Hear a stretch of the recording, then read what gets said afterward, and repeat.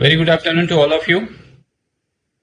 Welcome to the second day of Cooperative National Conference organized by Pune branch jointly with PD Committee of ICI. I welcome you all to this second day. We have today's speaker, CA Uday Kulkarni ji, as well as Yashwant Kasar, who would be taking session at 5 o'clock on GST. He is also there. Friends, actually this session was scheduled was of CA Abhay Mate, but due to health reasons he is unable to attend. But CA Uday Kulkarni sir would be continuing with the topic relating to information technology, key success factor to cooperative sector. We also have today with us CA CV Chitale sir, CCM from Pune. Before we start with the session, I request Chitale sir to give his opening remarks. He is heading Corporate Law and Corporate Governance Committee at ICI. So maybe this is a cooperative conference, but if you can also share about some your thoughts on corporate committee activities also, we would be really glad. So after that, I would be introducing Uday Kulkarni sir, and we would start with the official session. Over to you, Chitale sir.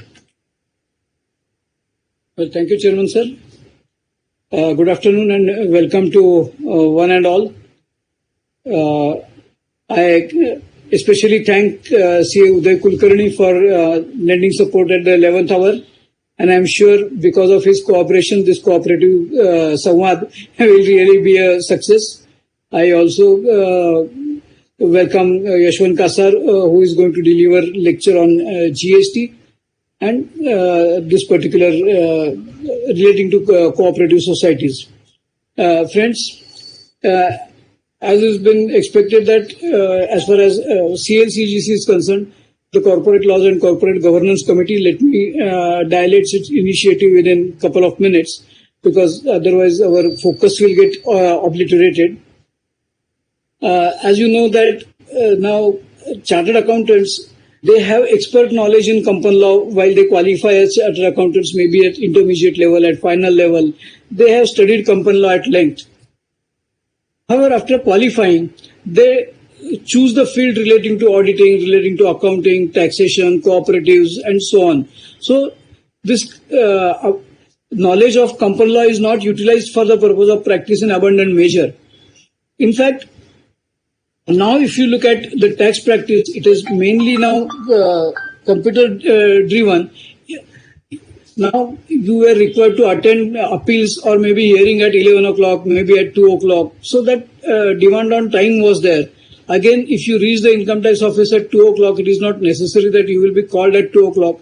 Maybe you will, if you are lucky, you will be called by 3 o'clock, if not by 5 o'clock. So the absolute time was wasted in sitting at income tax office, accommodation from office to government office. So now with this advent of e-technology, all those hearings have become faceless. Even at 12 midnight, you can upload your replies, etc. So that has left time at the disposal of chartered accountants. And I am sure that for the purpose of diversifying practice, corporate laws would be the best area.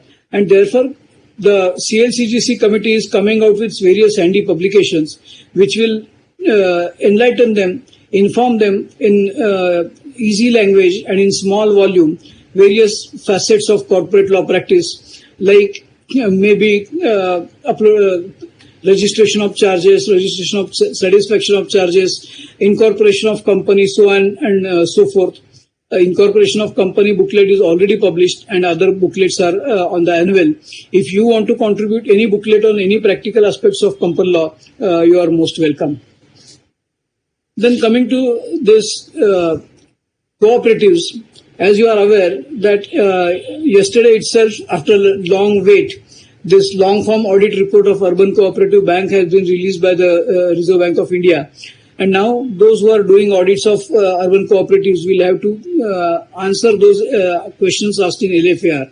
It is not that we are not geared up to answer, but then definitely from Institute we would like to bring out a guidance note which will tell the various facets of the question and what is expected of you and in what manner one has to address these particular questions.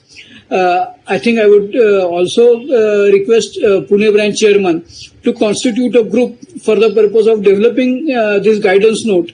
I am aware that this will be published by the institute, but then nothing wrong in providing inputs for this particular guidance note, so that if the guidance note is prepared by the group at Pune, where any of the participants, maybe from Pune, maybe from outside Pune, can really contribute his experience, his wisdom and knowledge, and that will enrich the guidance note.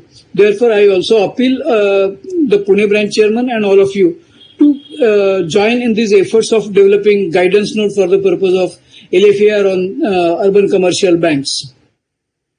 Then, as far as this cooperative audit is concerned, as you are aware that the statutory audit is mandatory for cooperative societies. In case of companies also, statutory audit is mandatory. But then considering the large size of certain corporates and the need of corporate governance and need of early detection of errors and maybe inefficiencies of management, the provision has been made in company law about internal audit. In case of banks, the RBI has recommended concurrent audits and internal audits. So we are also thinking that why not for cooperative societies, which are particularly large cooperative societies, like large sugar factories, large ginning mills, and other cooperative societies which are large in size. For them, if you have some criteria of turnover, maybe over 5 crore or whatever criteria is thought appropriate, if internal audit and concurrent audit is made mandatory for such societies, then the assistance by the auditor or detection by the auditor of various shortcomings at early interval will definitely help the society increase the bar of efficiency and render the valuable service to the stakeholders. Last year, similar conference was organized by Pune branch, and at that particular time, the high-ranking official of the cooperative department had visited the branch. This issue was raked up before him. He also appreciated the idea. But I think we should form a group at the level of regional council, where Yashwant Kasar is already heading the committee of cooperative societies. And through that group, we should make constant efforts of following up with the cooperative department and with the minister for the purpose of making provision for internal audit and concurrent audit on the same lines on which it is available in company law and it is available by the RBI as far as banks are concerned. So this initiative we can definitely take, and this will really expand the horizon of this field of cooperative societies. As far as audit fees are concerned, lesser we talk the better. But then what we have seen that in case of small towns, I have seen maybe out of Maharashtra, at various places in Maharashtra also, the chartered accountants have come together and internally they have decided what should be the minimum bar for the purpose of charging fees. And they have said that maybe for tax audit we should not do it below 10,000 rupees fee, or any other aspect. If certification is there, what minimum fee should be charged. And I have seen in those particular cities, there is no competition for the purpose of charging, because they know if somebody offers lesser than that particular limit which is fixed internally by the chartered accountants in that particular small town or city, other chartered accountant is also going to tell the same thing. And if that happens, ultimately the profession wins. So in case of cooperatives also, maybe as an institute, it will not be possible to legislate or incorporate in code of ethics that this should be the minimum fees, because for the obvious reason that it will not clear the hurdles of monopolies and restrictive trade practices regulations. But then at city level, at town level, if we make such informal arrangements and we agree to something, then definitely it will raise the bar of the profession, and one and all will be benefited. It is not that only few will be benefited, but one and all, everybody will be benefited. Then one thing I need to impress upon all the participants is about documentation, because I also sit on disciplinary committee benches, and there I feel that wherever charges of negligence are made, we find it very difficult to get any papers from or any document from the accused chartered accountant, because there are weak there is weakness in documentation. So whenever you are performing any audit, particularly cooperative audit, I would appeal that you should have robust documentation. It is noticed that particularly in case of cooperative societies, where one group gets elected, the other group gets elected. So the group which does not get elected tries to find out fault with the accounts and with the negligence of the management. And first thing they do is file a charge against chartered accountant of negligence. So there, chartered accountant is required to defend himself that he has followed all the principles of auditing and of the law. And for that purpose, it is utmost necessary that documentation should be robust. In case of electronic maintenance of accounts and maybe remote auditing, this trail of documentation becomes weak. But then if the charge is levied, today one will have to defend himself with whatever technology available, but the documentations are indispensable. And let me also invite your attention that as far as standards on auditing is concerned, there the institute has adopted this documentation as a mandatory standard. And even for cooperative societies, even for partnership, for each audits, each attest function, this documentation is of utmost importance. Inter alia and this particular standards of auditing, we have standard on representation letters as well. So it would be also advisable that one takes this particular representation letter on from cooperative societies on conclusion of the audit, having various things informed, and that particular standard is elaborate. Maybe on some other occasion we can talk on it. But let me at the moment impress upon you that please ensure that you obtain representation letter. And to that effect, let me only cite one disciplinary case. It was a cooperative society having some 40-50 members, and there were two members, and it was a housing cooperative society, and two members had given their residential flats on rent. And supposing the normal maintenance charges are 5,000 rupees, they are charging to these persons 8,000 rupees. And then they were representing, but really only two persons were had given their flats on rent. Nobody bothered to acknowledge. So ultimately, the novel idea struck to the mind of those members of the society, and they filed a case against the chartered accountant, holding that disciplinary action should be taken because he is negligent. And why is negligent?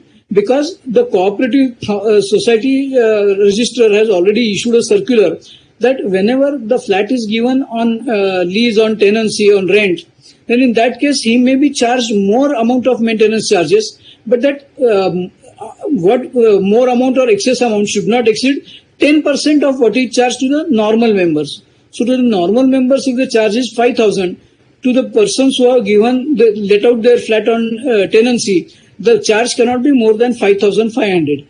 And then if it happens, that would be non-compliance with the regulation.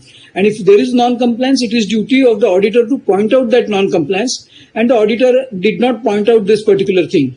So the auditor explained that there were only two instances, therefore I could not notice. Again, those charges were tucked under some other groupings, therefore my attention was not invited. But friends, as you are aware that law cannot have any exception. If it says that not more than 10%, you cannot charge even to one person. So even if there were two persons, you should not have charged more than 10%. If there is a charge, then it was duty of auditor to point out that this is an excessive charge. And ultimately, unfortunately, he was held guilty. So if it is a cooperative society, please don't be careless in doing the audit. I am sure that no auditor is careless. But then what happens at times, if the paltry amount of fees is charged, say 1,000 rupees, 2,000 rupees, then attention is not given to that extent which it deserves. Even if it is the audit is small or big, the law is not different, the standards are not different, the accounting is not different, the auditing is not different. Everything, whatever is applicable to large societies, large entities, is applicable even to small ones. But if the chartered accountants charge paltry fees, maybe some token 500 rupees, 800 rupees, 2,000 rupees, then in that case, they are not able to devote adequate time. And then when they don't devote adequate time, some such incidences take place. They cost the auditors very dearly. Therefore, one should mind also on charging appropriate fees and following up the all rules and regulations and just demonstrating that they have observed those rules and regulations by way of documentation. And lastly, friends, recently a group was constituted to examine the possibility of chartered accountants having multidisciplinary firms. By multidisciplinary, I mean today we find if there is ABC and company chartered accountants and there are 5 partners, 4 partners, 10 partners, each of those 5, 4 or 10 partners would be chartered accountant. But can there be a cost accountant as a partner? Can there be a company secretary as a partner? Or now, most of the work we are doing through information technology. Can we take an IT engineer as a partner? Can we have architect as a partner? So that, or advocate as a partner. So that will really enrich the horizons of our practice and give us a stature that we can do any large assignment, any assignment for the government. There we examined that as far as the Chartered Accountants Act 1949 is concerned, there is an enabling provision. It says that yes, chartered accountant can be a partner along with certain professionals which are listed in the Act. Amongst those listed, these are the listed professionals which I stated: cost accountant, company secretary, architect, engineer, advocate. So, and there are certain other professionals, so with whom we can definitely have a partnership. Now, what was lacking is the mechanism at the instance of ICAI for the purpose of constituting such multidisciplinary firms and the information about the partners. So, after the group studied and it gave its green signal, the proposal was tabled before the council, and council has also cleared the proposal. Now they have also informed the group that you come out with the actual regulations and various rules and framework and form for the purpose of registration of these multidisciplinary firm and controlling these multidisciplinary firms. The group is currently working on it. In the meanwhile, if you have any issues about multidisciplinary firm, you may please forward it to the chairman Pune branch or to me, and we will definitely take it to logical end. So friends, why we want multidisciplinary firm? Because you will agree that on 1st July 2017, the Honorable Prime Minister Shri Narendra Modi ji stated that what I am seeing is there are big 4 firms from outside India and they are managing this audit field across the globe. So why there are no firms from India which are big in size and which are rendering services to global enterprises? So if we have to render services to global enterprises, it is necessary that we have multidimensional skill sets. It is necessary that a partner should know Foreign Exchange Management Act. He should know collaborations. He should know cooperative societies. He should know companies. And he should know taxation and several other things. It is also possible that you may be required to prepare a feasibility report. So you may also require various aspects which flow from engineering, from other disciplines. So if those resources are available in-house, maybe your horizon will expand, the chartered accountants practice will go to global dimensions. Maybe to start with, you can at least have Maharashtra-wide, then maybe nationwide, and then you can definitely go global. As you are aware that in countries like Dubai and Middle East, they are adopting this GST concept. So if they are adopting now GST concept, it is most appropriate for our chartered accountants to go to those Middle East countries and render GST services in which we are specialists. We have experts like Yashwant Kasar and various others who are guiding us in GST. So why can't they open their offices in such countries? So for that, number will be required, and this multidisciplinary firms will definitely aim at that. So friends, definitely the future is very bright, but then for that we have to tighten up our belts and really understand the regulations and follow all those regulations. Along with the regulations, it is the technology which is now driving our profession.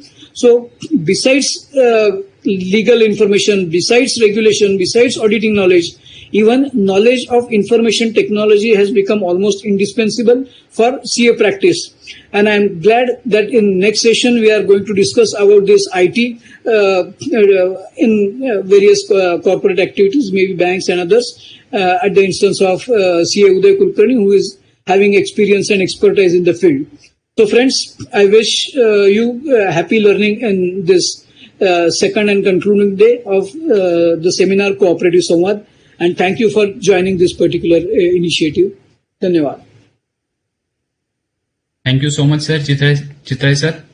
Now I would like to take opportunity to briefly introduce CA Uday Kulkarni sir. CA Uday Kulkarni sir is a practicing chartered accountant with having professional experience of more than 25 years. He is a fellow member of our beloved institute. He is a certified internal auditor as well as certified information system auditor. He is also qualified as insolvency professional under IBC code, and he has also completed digital forensic course of our institute. He has focus area of having information technology audit, cyber security, forensic audit, as well as he is doing insolvency advisory services. CA Uday is having wide experience in the various types of information audit, external audit, internal audit, as well as foreign fraud investigation and due diligence. He appears before NCLT as authorized representative. Apart from practicing his national faculty for concurrent bank audit certificate course, FAFD certificate course, as well as he's taken part in various seminars and cybersecurity conferences of officers in Sri Lanka, Nepal, RBI Academy, SFIO, SBI Credit Risk Academy, and at National Institute of Banking Management as well. So with this, firstly, I would like to thank him for accepting our request, because Abhay Mate sir's session was cancelled due to his health reason. But we are really fortunate to have Uday Guzar sir, and I request you to start with your session now. Yeah, thank you, C. Abhishek. Thank you for your kind introduction. Thank you, C. Chitrai sir, for your opening remarks. Now, friends, I am going to start the session sharing the PPTs with you. I hope now PPTs are clear to you. So, information technology, the topic is information technology. Yeah, thank you, sir. Information technology, the key success factor. I would like to say here, it is not only the key success factor, because it is now the essential and very, very important factor. And without that, I think one cannot go ahead or think about the any business or any business processes. Why I am saying so? Because this COVID-19 situation, I'm taking this COVID-19 situation is equal to digital 19 situation. What has happened in this situation, that everybody has done something on this digital platform. So COVID-19 has really transformed our life as a digital on the digital platform. What we are doing, what you can ask, what we are not doing on this digital platform. We are interacting with this digital platform. We are transacting. Also, as a chartered accountants, we are providing various services by the digital mode. And some important, very, very important part which has been now come out with this, because you can say this is a plus point of this COVID-19 is the digital education. Even our kid, first standard kid at our home, now he is able to, participate in the Zoom kind of a meeting, or, in the Microsoft Team kind of a meeting. And sometimes he will teach us that, Papa or Mommy, now you are not operating this in this manner, and particularly in this manner, you have to open this Zoom and participate and put the questions to the, teachers. And also they are solving this online test also. So really, really, a very plus point of this COVID-19 is that we are on the digital platform, and everybody, and at the rural area also, I might say that even though the internet reach is not that much, but still they are trying to cope up with the situation. The children at the village level, they are also trying to take part in these Zoom kind of meetings. You might have heard about a story of a girl in the Konkan region. He was actually going up to the hill to get the internet bandwidth, and thereby he was trying to get participation. So all that is happening, and that is I think is a welcome part on all of us, because this COVID-19 has taught a lot how to do the things with the digital mode. Having said that, now can we imagine that can we live without these things? And the answer would be definitely no.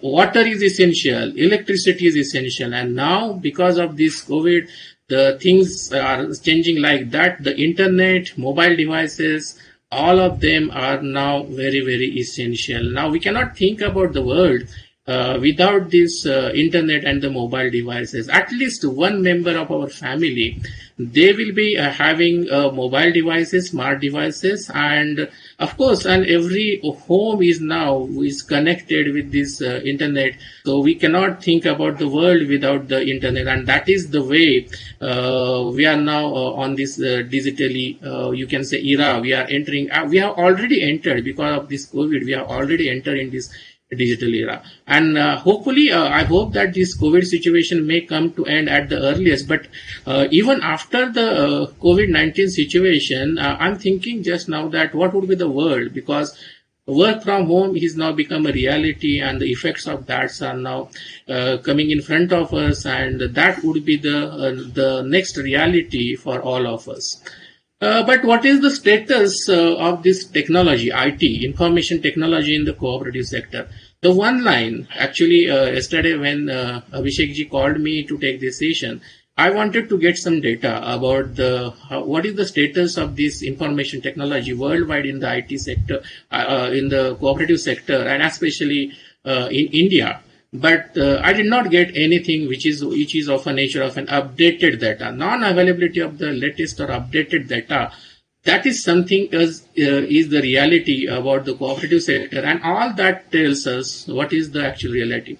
So the cooperative sector has to take long initiatives, because the IT as a the development in the IT has gone so far long, and my experience tells me that the cooperative sector is not exploring all that technological things for their businesses, and we are going to discuss some of these in the today's session. Now, if I try to find out the top 300 cooperative societies and their turnover, and even I can say that as the latest data of 2019 was not available. Even the data of 2018 was not available. So this is the data of 2017.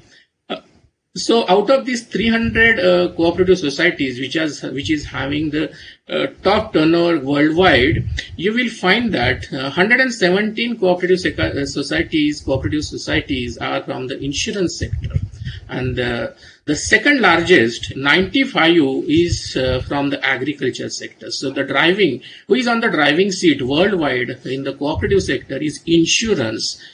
Now you think about that, what is the presence of the cooperative sector in the insurance field in India?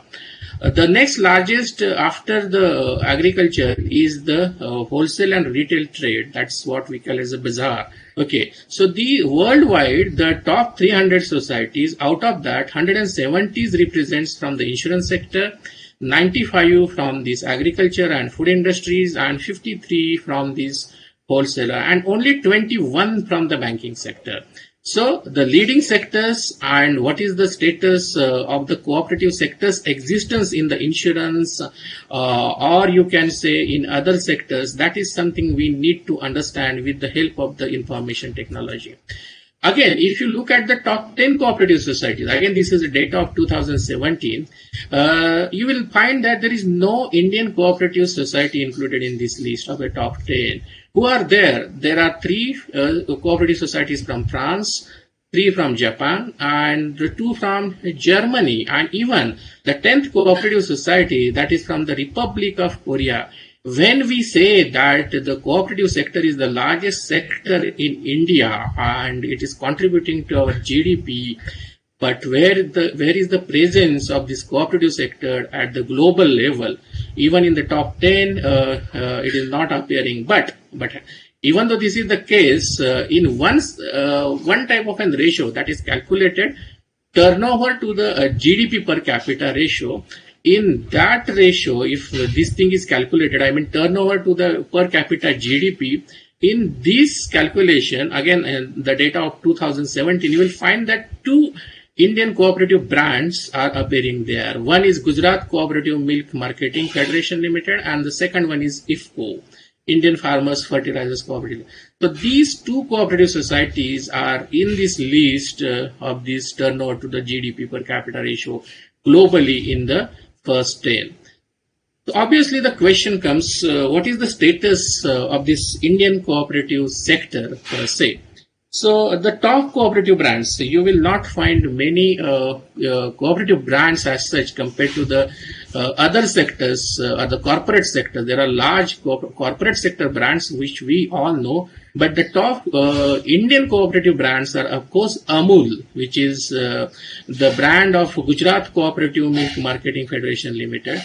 Second is the Kruvako, this is Krishak Bharti Cooperative Limited, and the IFCO, Indian Farmers Fertilizers Limited, Cooperative. Even as a chartered accountant, most of the times we find that the cooperative sector is mostly because of the banking or the credit cooperative societies, but that is not the case, because in these top Indian cooperative sector related brands, the brands are really which are not related to the banking sectors, but they are related to dairy farming, and this is related to the fertilizer kind of and things. So agro-based, basically all these three brands represent the agro-based, and that is the strength. I think that is the strength of the Indian economy, to recognize the strength of the agriculture for the economic development, and these three brands from these cooperative sectors are representing in a way the agriculture sector worldwide. Now, when we say that we have to look for this information technology for the total cooperative sector, not for any specific sector within the cooperative sector, but what we find in the Indian context of these cooperative sectors, cooperative sector is mostly dominated, as I said, by the banks, credit cooperative societies, PACs, that is primary agriculture credit societies. In Maharashtra, we know that as a Vividh Karyakari society at the village level. And of course, in the Maharashtra, especially, or in Karnataka also, you will find the cooperative sector is dominated by the sugar sector. So sugar factories under the cooperative sector. In the cities, metropolitan cities or in the A class of cities, you will find this housing cooperative sector. And again, I'm saying these are the sectors within the cooperative sectors which are dominating the cooperative world. The Bazaar, which the consumer societies, earlier it was, at its peak, but because of the tough competitions, these consumer societies, consumer cooperative societies, they are really facing some of the major issues, and their field is really shrinking. And the basic reason, because the consumer societies or the bazaars, or which is known right now as the malls, now they are really at the front end in the economic, taking the economic part. But what is the role of these consumer cooperative societies in these retail businesses? That is something, a cause of worry for the cooperative sector, क्योंकि ये ऐसा sector है that needs to lead actually the cooperative sector, but unfortunately it is getting shrinking, and that is something who are dealing with this cooperative sector, they have to take note of this shrinking bazaar kind of and things, or the consumers cooperative society. Now, this is the total outside of the cooperative sector. But if you think the cooperative sectors from the IT front, which is the sector within the cooperative sector, which is using most of the information technology.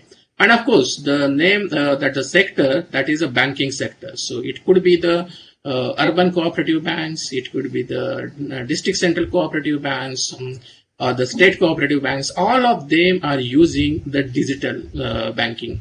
And that is because of the regulatory mandate. Now, RBI has mandated all of them to be on the CBS platform. They have to adopt the delivery channels. Otherwise, they will have to face the problems with their customers. The customers may not be with them for a longer period of time. That this cooperative bank sector has understood that well, and that's why the within the cooperative sector, this digital banking or the cooperative banking is the leader in case of information technology. But even though this Amul or this dairy business, they have also on this digital platform, they have implemented the ERPs, they have implemented this automatic milk collection system units, which you may find in the private sector dairies also, but you will not find on that large scale in the cooperative sector. IFCO has also launched the mobile app. So these are some of the IT leaders considering the Indian scenarios.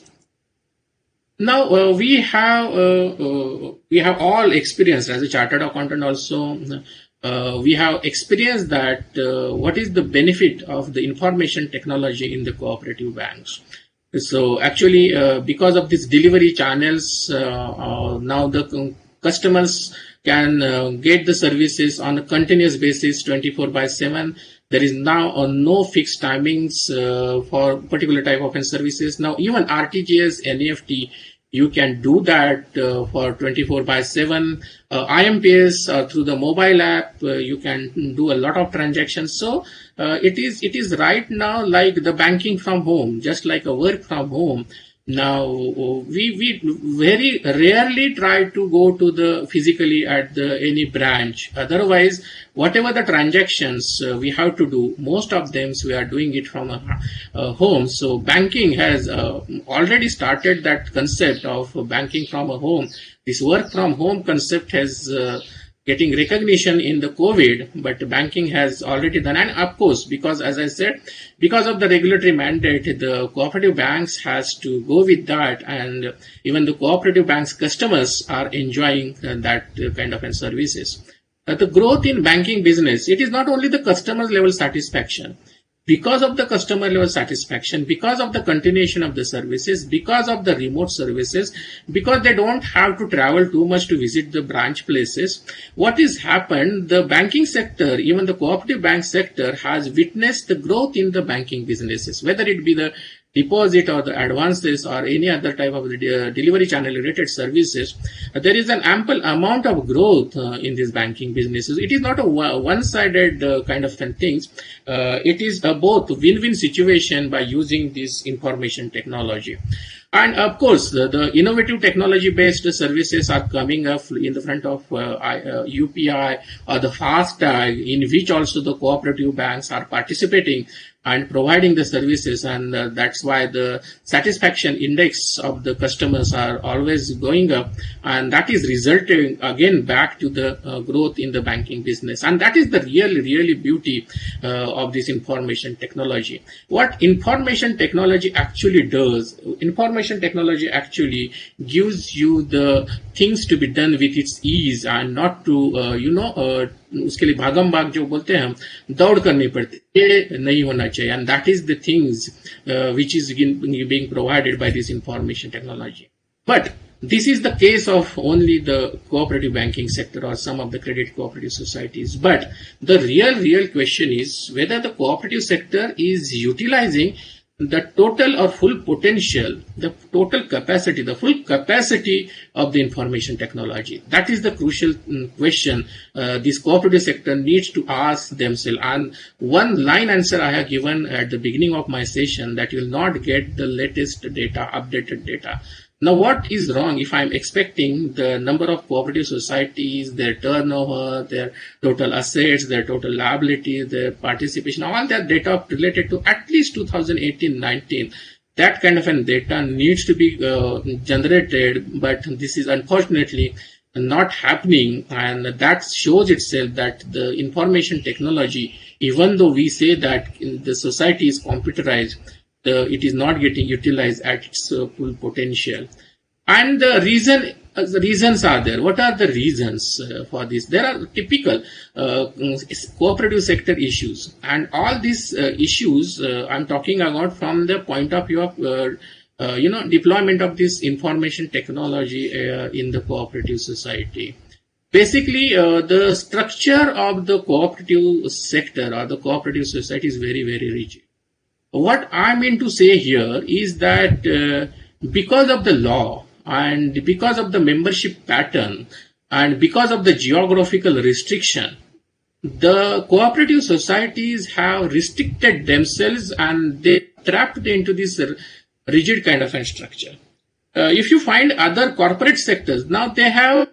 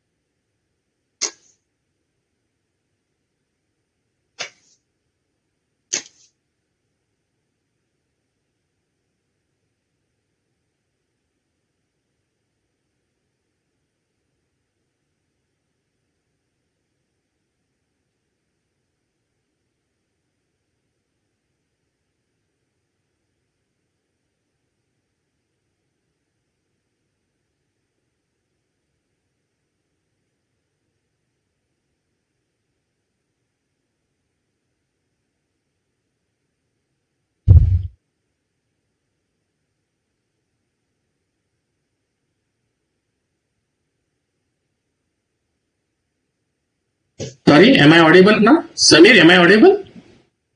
Yes, sir. Yeah. Sorry, there was some disturbances. Yeah. So the third point which I was talking about, why this is happening, because of this issue of a discipline or chalta hai kind of an approach. So unless and until there is a need from the legal point of view, regulatory point of view, and a demand, because when I was witnessing, when I experienced that when we were implementing the CBS at the various cooperative sector bank, the first questions obviously that was getting asked कि ये कौन use करेगा, हमारे level पे इतने customer की demand है क्या, कौन ये टीम यूज करेगा, कौन ये आरटीजीएस एनएफटी यूज करेगा. So they think that okay, if there is no customer demand, तो ये चलता है, whatever the services we are providing right now with whatever the manner, that can be continued. So that approach needs to be somewhere we have to and now resistance for the technology.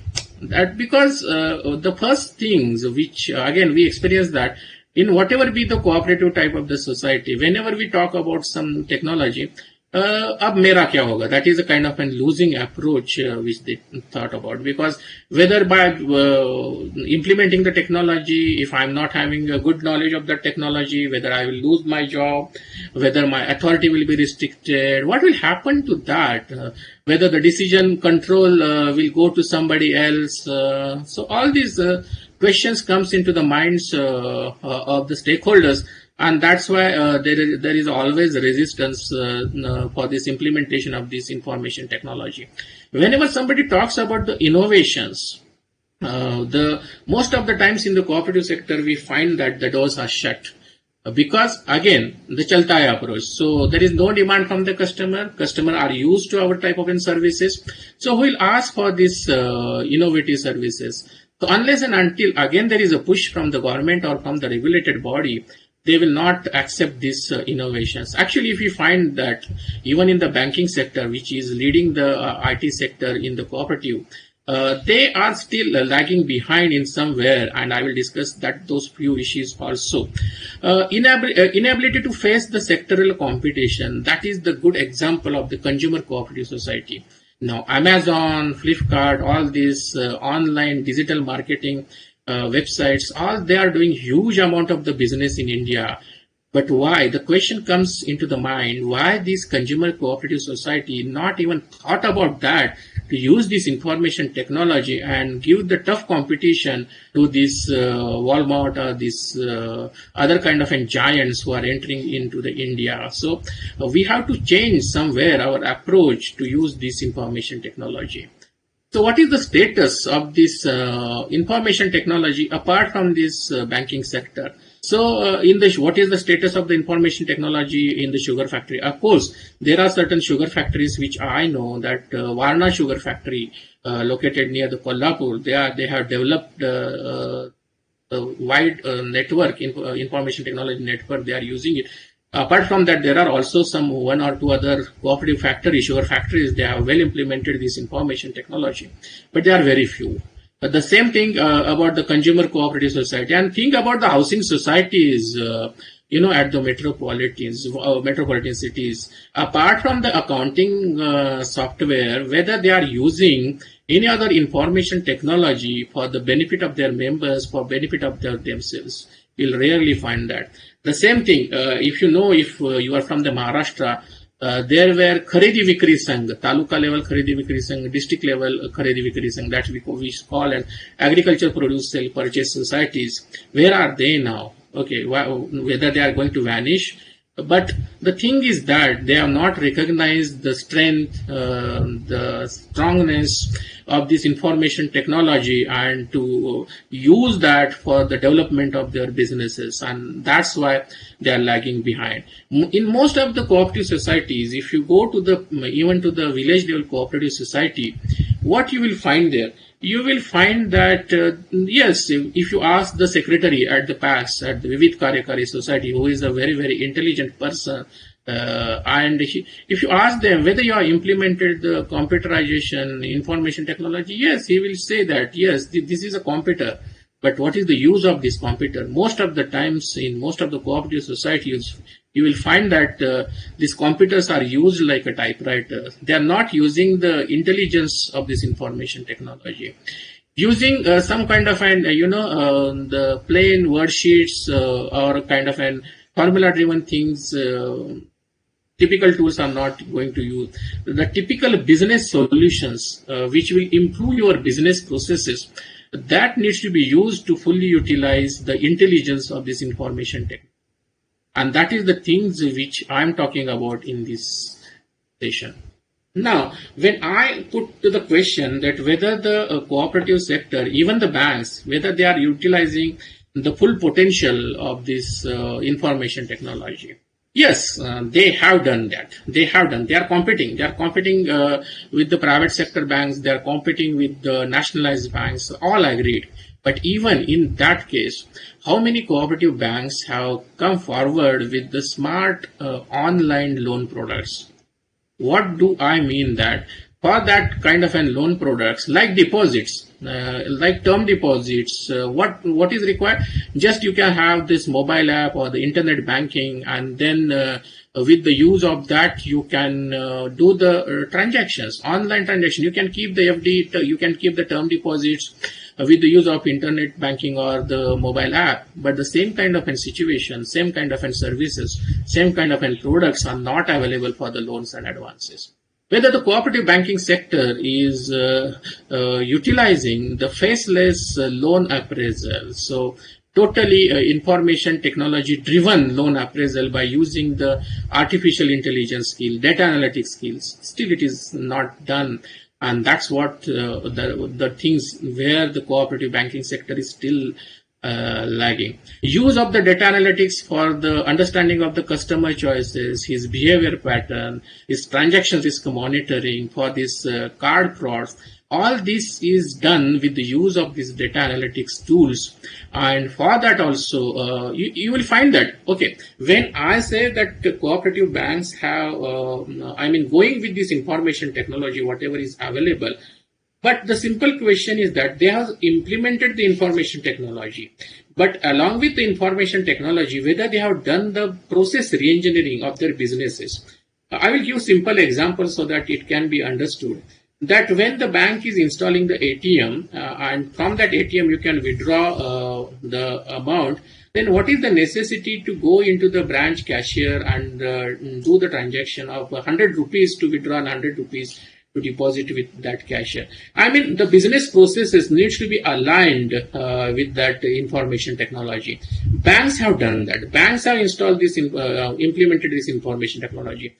But they have not able to control the cost, and the maintenance information technology maintenance cost is going one way, and also you will find that the cost on this administrative by making the salary payment to that cashier, that is also increasing. So they are not able to cope up with this both type of an increment, and that is the real issue.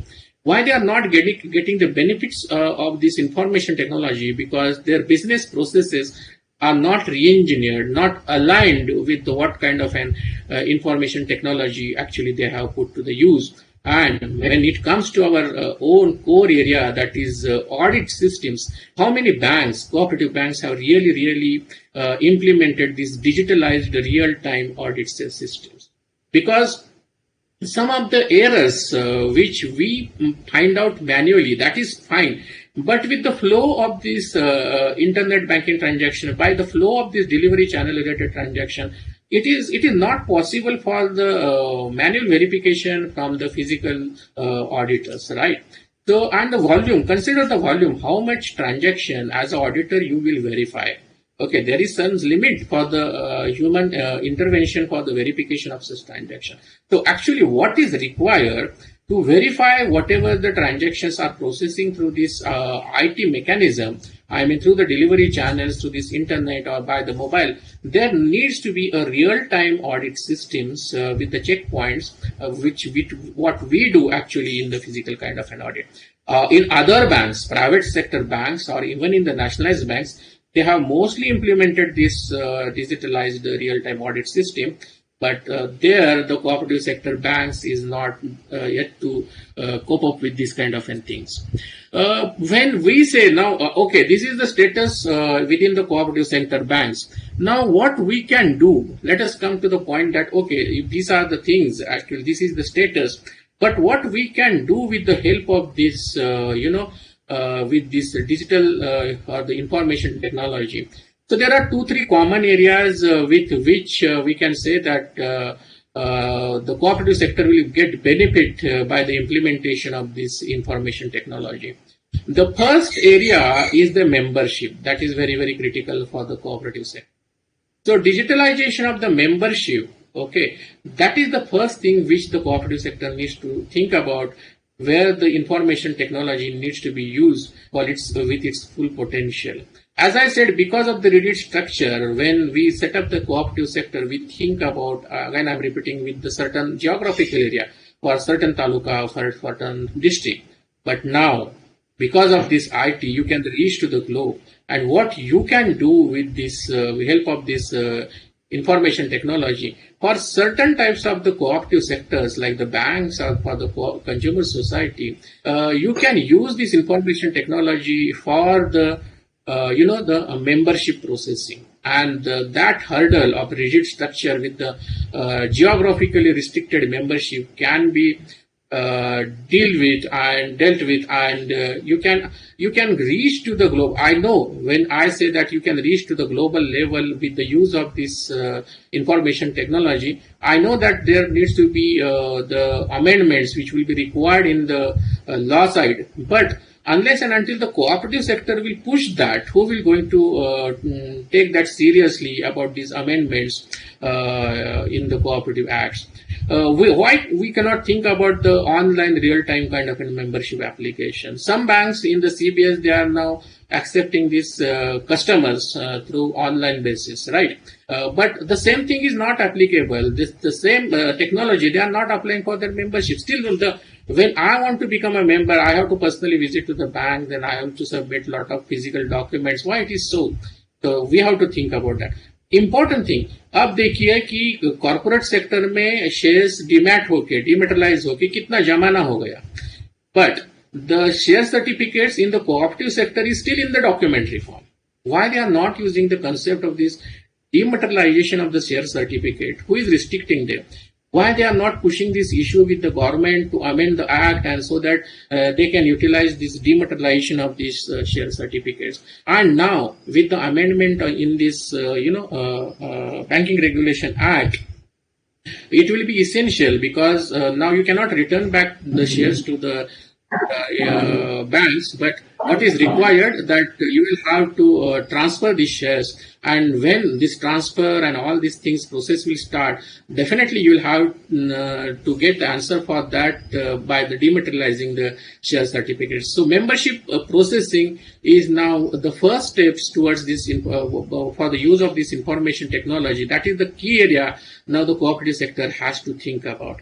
The second area, generally for all types of the cooperative sector, is the digitalization of the bylaws. Every society is governed by the rules which is mentioned, which is provided in their bylaws. So when I say the digitalization of the bylaws, that means there are definition of active members who are enjoying certain rights. Why should not we select that criteria? Why should not we digitalize that criteria, and so that instead of finding out manually who are the active members, we can use the information technology intelligence to find out the active members. Second thing is that in case of an housing societies, the main issue is that members are not repaying the maintenance charges. For that, the sending alerts, messages, and collection by using the digital networks, all these things can be done. Share transfer process, then the issuing of notices for the meeting purposes. I think because of the COVID situation, now meetings are getting conducted with the digital platform and notices are getting issued. That is again a plus point for these things. I will mention just 2-3 sectors where, by giving example of the business processes which can be digitalized in certain things. Take an example of the cooperative sugar sector. In the cooperative sugar sectors, you can use this information technology right from the sugar cultivation. Why the farmers has to visit a particular office of a sugar factory to register his cultivation of a sugar cane? The mobile app can be developed, thereby all the details of his cultivation can be entered into without visiting a particular office. And that will give the transparency as well. किसका number पहले है, किसका number बाद में आया, किसने पहले cutting के लिए बुलाया, all that issues will be get solved. The second thing is that digital tracking of the sugarcane farm fields. I mean, what is the situation, particularly related to the improvement of that sugarcane after the cultivation, if it is getting hit by the floods or any other types of things that can be monitored. A digital water management system for the sugarcane fields. Most of the participants who are from the Maharashtra, they must be listening a lot of debate about कि sugar गन्ना बहुत पानी पीता है. So to address that issue, the digital water management systems can be well addressed, and the cooperative sugar factories can take the initiatives for that. Again, the cutting schedule. That is again a issue of a debate. So the cutting schedule, its allotments, the tracking of the vehicles, all that. This is a totally supply chain management. You can think point of view that can be well implemented in the cooperative figure as a part of a digitalization of a business process. In case of an cooperative housing societies. Cooperative housing societies can maintain the residence and shop details with whatever there are rules and provisions which is there in their bylaws. They can integrate all that physical as well as the logical provisions with the bylaws. Maintenance is the headache for these housing cooperative societies. Light maintenance, water related maintenance. You can use the technology of Internet of Things, and you can also enter into the annual maintenance contract for that, and the services with the use of this information technology can get done. So digitalization, monitoring of this utility maintenance, the digital based access to the members in the society. So it could be card based. Right now in the corona situation, that is done by the watchman, and the joke is that watchman is checking the temperature of the doctors. So to get the access corrected, the card-based access or the password-based access to the members in the society, that, and the most important thing is the app-based grievance resolutions, because there are a lot of things in the housing cooperative societies. The members are not satisfied. They have some complaints. All that not needs to be decided in the physical meeting. That can be there could be an app-based grievance resolution situation which will address their issue. And the important thing is the cooperative housing society cloud for the record maintenance. That can be a big initiative. For the consumer cooperative society, as I said, उनको तो बहुत सारी दुनिया खुली है, but they have actually shrinking. For the consumer cooperative society, the world is open. All these big giants are coming to the India, but consumer society has not addressed this IT issue, because with the help of this IT issue, as I said, they can improve their membership, they can reach to the goal, and now there is no requirement. हमारे दिमाग में पहले ये आता है कि when I have to do business in a particular part of a geography, I should have a physical office there. Now that concept has totally gone. Now this Amazon and Walmart and this Flipkart, where are the offices in our cities? There are no offices. There are no places of business. So consumer cooperative society needs to understand that it does not require the physical infrastructure now. But what is strongly required is the information technology infrastructure to reach at the globe. And without reaching at the global presence, we have witnessed that in the top 10 turnover-wise, there is no presence of Indian cooperative sector. So all this information technology scale needs to be taken as an benefits, as an advantage to reach at the global level. So minimum expectation, at least to start with, some minimum expectations are there from this cooperative sector, especially from the non-banking cooperative sector, that the use of the ERP system, the use of supply chain management, use of mobile apps and digital marketing. Now this is the beginning steps. I'm talking about this is the beginning steps which that could be considered by this cooperative sector. Cooperative movement is driven by the cooperative principles, and there are these 7 cooperative principles: voluntary and open membership, democratic member control, members' economic participation, autonomy and independence, education, training, information, cooperation among the cooperatives, and concern for the community. And I think digitalization of this cooperative principle is a very core part to get the success factor with the help of this information technology. And I have given how we can address this digitalization of this cooperative principle.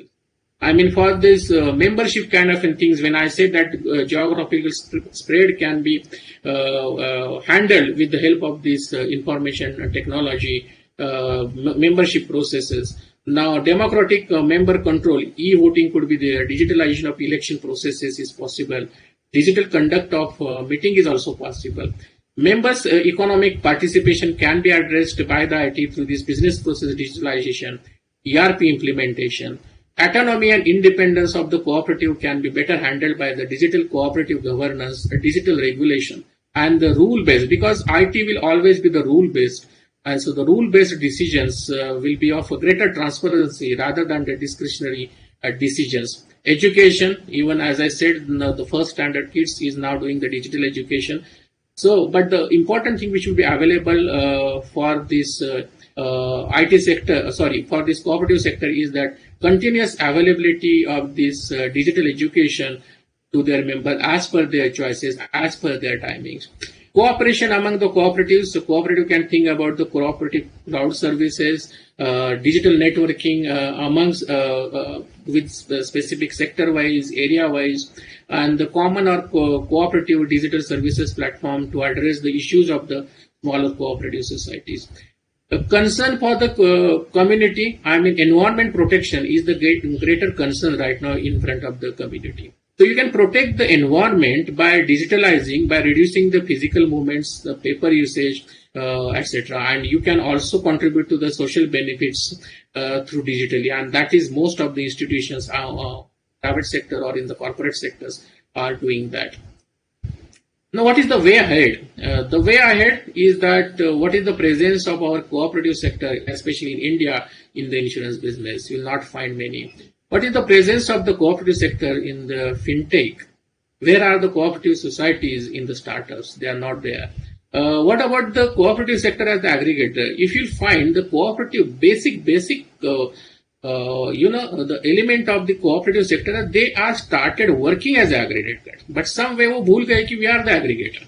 Now, what the aggregators right now they are doing? The aggregators are using the e-commerce platform and they are providing the services. But I don't find any cooperative sector in this aggregator business model. Why it is so? Because first thing, this cooperative sector has to understand that it was and it is and it will be their key area to work as an aggregator. They should not forget that. So use of the e-commerce platform for the cooperative sector will be, the drastic change they will bring into the cooperative sector because that will boost the rural economy. They will reach by the using of this e-commerce platform as aggregator from local to the global. Mahila Bachat Gat, women's empowerment. They are producing so many nice things at the village level, but unfortunately, their marketing is restricted again because of this rigid structure of the cooperative sector. But if you want to expand them, whatever the things they are producing, whatever the things they are making, you have to actually use these services, e-commerce services as an aggregator, and you can really help them to reach at the global level. And that is a key point, that is the success point of revival of this shrinking cooperative sector. And again, I'm repeating, there are ample opportunities, especially in the retail businesses, which the cooperative sector must come up with. And the last point of this discussion is that cooperative sector has yet to explore the information technology, which is latest trend. The latest trends of data analytics, the latest trend of this artificial intelligence and the blockchain technology. Still, the cooperative sector is far away from this use of this or exploring this technology.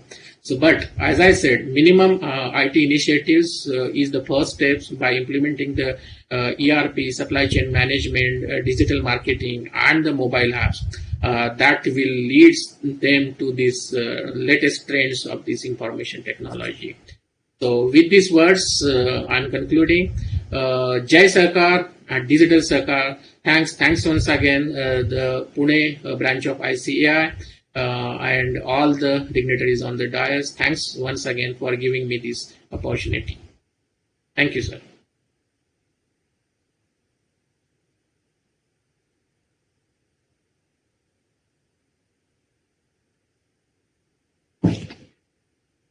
Thank you so much, sir, for your wonderful session, especially the last slide, Jai Sahakar, Digital Sahakar.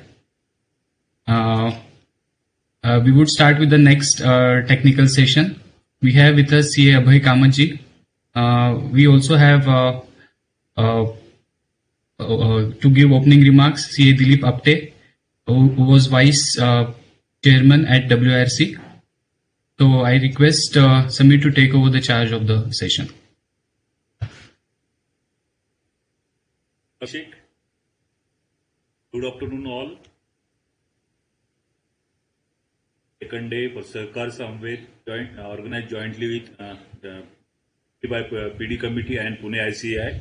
We have us with CA Dilip Apte, Executive Council Member, and CA Abhay Kamath, today's speaker for this technical session.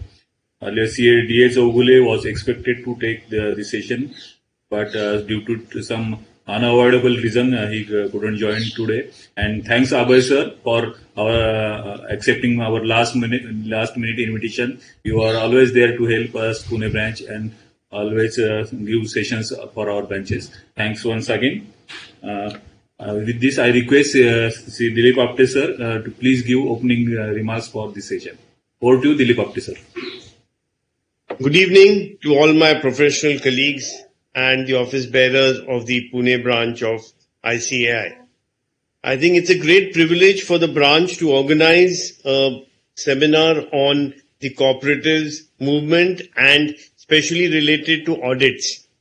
I think as we all know, the cooperative movement started in Maharashtra and it has reached great heights. But unfortunately, at the same time, a lot of bad things or not the correct way of the way the cooperative movement should work have come in. And therefore, audit of cooperative societies is extremely important. I may not have come in contact with many cooperative societies, but I heard CA Uday Kulkarni speak, and especially about housing societies. So I feel it is the responsibility of the auditors to carry out the audit of societies, whichever society they have been assigned to, very seriously.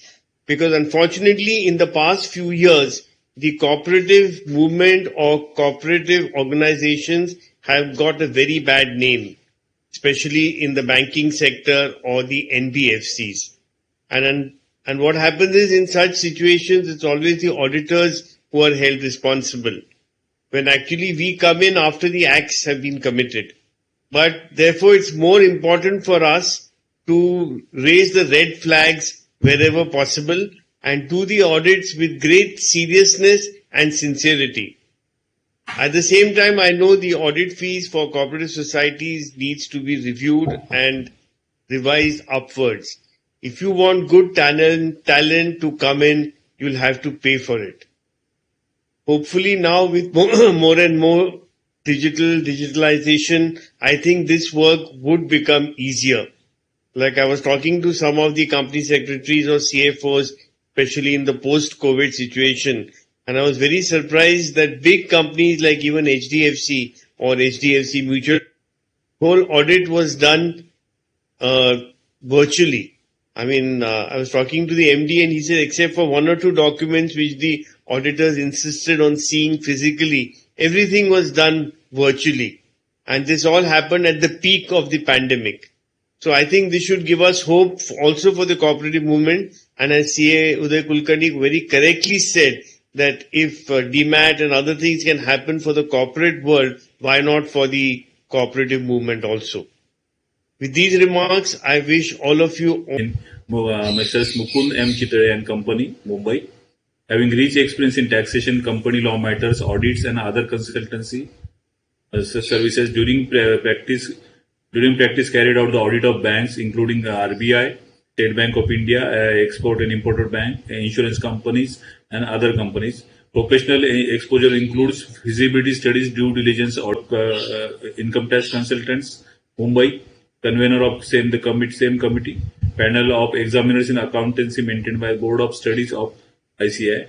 He has given lectures and seminars on various subjects, delivered lectures in financial management and taxation for management studies in Mumbai, delivered lectures in seminars, conferences arranged by WIRC, SIRC, Bombay BCA, ICAS, RBI, and the National Federation of Urban Cooperative Banks, etc. Faculty for the certificate course on concurrent audit of banks, faculty for the certificate course of cooperative audit of ICAI, faculty for training programs conducted by the corporate personnel as well as the government officials from CNAG, Customs and Excise Office, etc. He has contributed articles on bank audit report for chartered accountancy, panel journal of ICI, contributed to refresher published by WIRC of ICI, and lot many articles in different journals, you can say. So I welcome Abhay sir on behalf of Pune ICI and PDC for this session. Thanks a lot again for accepting our last minute invitations. Over to you, Abhay sir.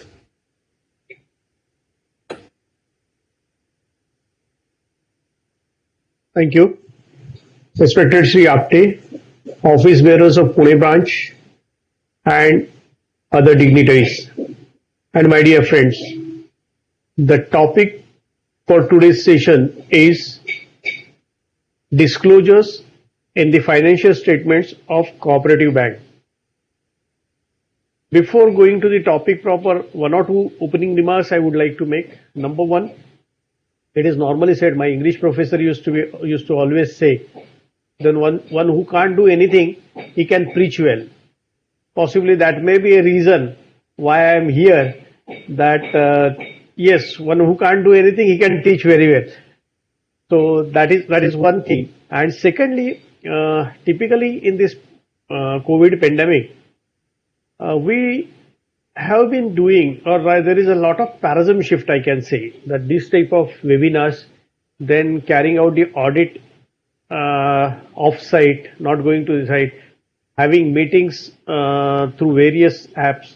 These are all aspects, but frankly, this is fine because we are at the beginning of it. But as we go ahead, I think there are one or two things during the course of the audit we have to take care. One is about the data security. Whatever data is being shared with the audit firm, absolute confidentiality of that data, and seeing that the data is secured at your end, there is no leakage of data, is the most important challenge for the future as far as our profession is concerned. Because usually these type of things are available. I think my previous speaker must have enlightened on this aspect, but you get all these things on email, sometimes on the iCloud, but the data is available, it gets circulated within the team members. And tomorrow electronic data can be, if it is not protected properly or monitored properly, it can get passed on easily outside. Because usually it is said that the wealth does not lie for future in your money, etc., but the future wealth is going to be your data. So availability of data, holding of data, possessing that data, imparting the information, this is going to be the future wealth or money making activity, and therefore I suggest that this is one aspect. Having done this one, once we are out of this COVID pandemic, possibly we have to take care of these aspects. Maybe at institute level, there may be many programs there has to be proper guidance for that particular aspect. At the same time, as an office or as a practicing chartered accountant, individually one has to think how I can protect my client's data. Because if it is file, you can keep it in cupboard. But if it's a data available on iCloud and if your login ID and password is available to anybody else, it is as good as you are giving access to that cupboard to outsider. Hacking is a normal feature in electronic world, and therefore one has to take care of all these aspects. Okay, having said this particular thing, what is more important nowadays is, I think I'm not going to share any screen, because the presentation is not going to be on any PPT or anything. I am going to share my experience, my thoughts about the disclosures on financial statements of the cooperative bank's balance sheet, or financial statements, I can say. So therefore, technologically one can adapt to whatever suitable position you want to. Because right now the screen is looking to be quite blank, and I'm not sharing any screen from my side.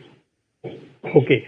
As far as the financial statements of the bank consist of balance sheet, statement of profitability, that is still called as profit and loss account, because in case of company the terminology has changed, statement of profit and loss, but in case of cooperative society still it is called as either revenue statement or profit and loss account, and cash flow statement, of course. Along with that one you will have different notes, disclosures, etc. These disclosures could be coming out of application of accounting standards and additional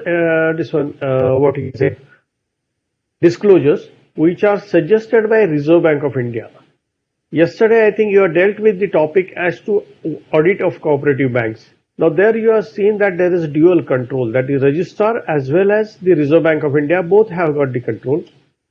You have also seen that because of amendment, what is going to be the change, amendment in banking regulation, or what is going to be the change as far as the monitoring of cooperative banks or cooperative societies are concerned, and therefore the Reserve Bank of India guidelines plays very important role as far as cooperative banks are concerned. Now this particular cooperative bank, or I mean to say cooperative banks, the financial statements have to be given in the format which is prescribed by Schedule 3 Part A of Banking Regulation Act, and there they have suggested certain things. Just like in case of company, you have got Schedule 3 which gives the detail about how to present the accounts. Similar pattern over here you will have the format given, and then we will deal with one by one, that is liability side and asset side. We will go one by one aspect.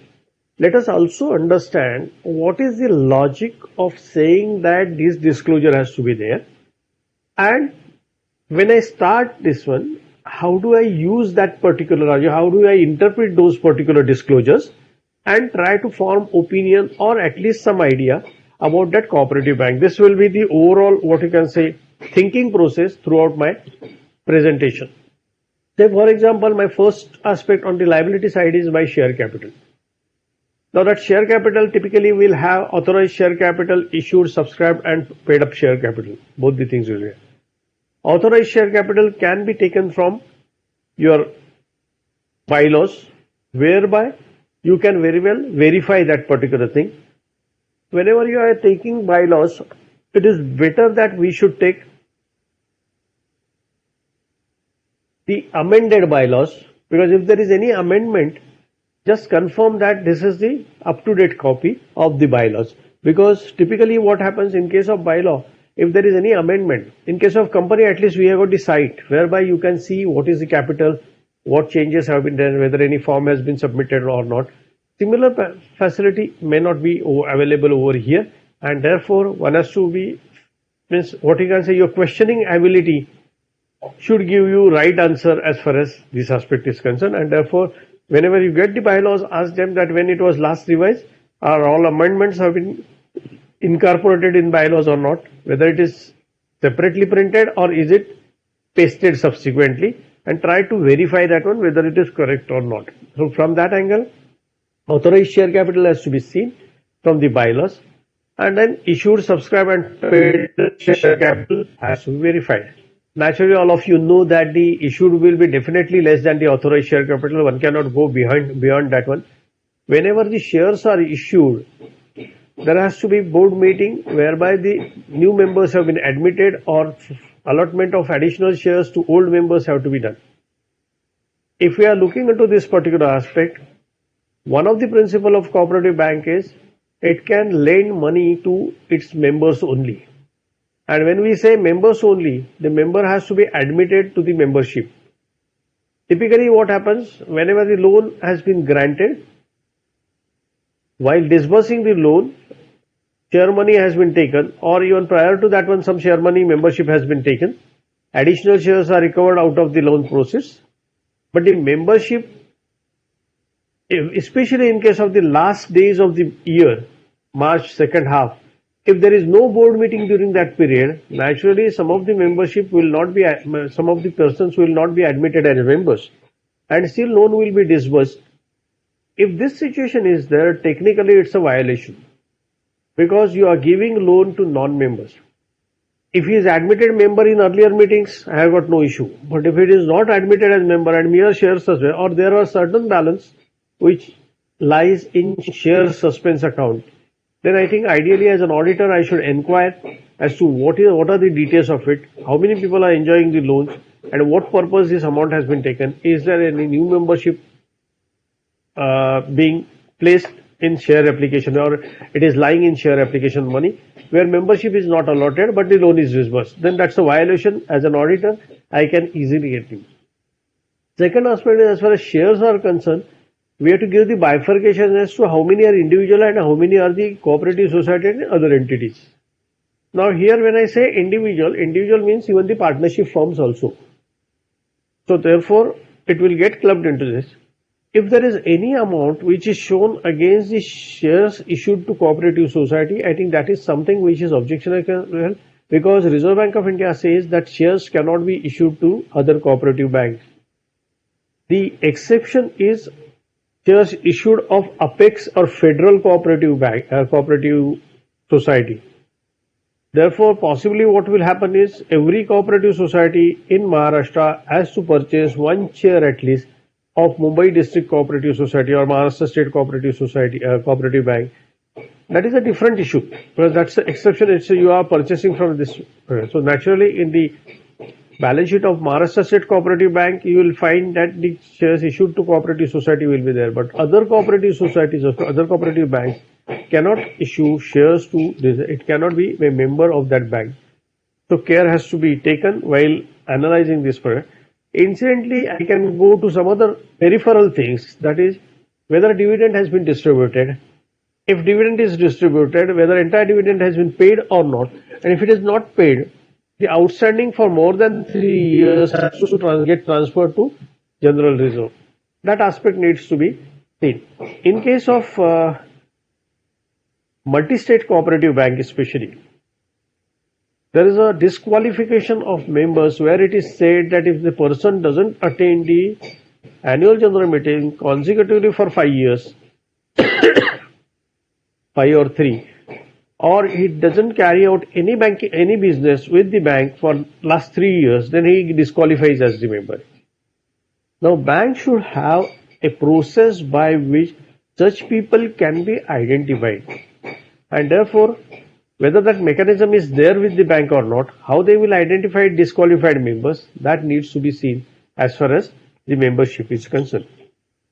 Next aspect is about the reserves and surplus. One thing has to be borne in mind, that in case of reserves and surplus, the movement of reserves and surplus have to be mentioned in the balance sheet. That is opening balance, additions, deletions and final balance. That needs to be mentioned over there. Say typically statutory reserve, in case of multi-state cooperative bank, 25% of the profit every year has to be transferred mandatorily to statutory reserve fund. Then as far as contingency fund is concerned, at least 1% has to be transferred. That is the thing. Then there is a building fund. Typically in case of cooperative banks, if you are having buildings on your asset side, at least parallel building fund has to be created. So it cannot be you have got 100 rupees as the building and only 10 rupees as the building fund. So building fund has to be matched, and therefore whenever cooperative bank in Maharashtra state goes for acquisition of new premises, it has to take permission of the Register of Cooperative Societies. The registrar looks at your position of your building fund, whether it is appropriate or not. If it is not there, he directs that out of your appropriation of profit, you should transfer money to building fund, and therefore building fund and building in your balance sheet needs to be matched, reconciled, so that it is at par. So much is building fund and you have got. If you have got excess building fund, sometimes what people do is excess building fund is created with the anticipation that we will have expansion, and subsequently it is realized that no expansion is happening. Then they try to take it to other reserves. Now while transferring from building fund also, you need registrar's permission to transfer to other reserves, because especially what happens in case of NPA, growing NPA, you need more provision on account of bad and doubtful debt. And therefore sometimes the bank, if they have got excess building fund, they request registrar to give permission to transfer that building fund to BDDR, to strengthen the balance, you can say. Rather than showing losses, it is better to utilize the fund from this one. There is one fund called as charity fund. It is charity fund. You cannot spend more than 1% of your profit, total profit for the year, towards the charity. And if at all you want to create some fund, you can create charity fund. And out of charity fund, you can mention, but overall it should not exceed 1% of the profit for the year.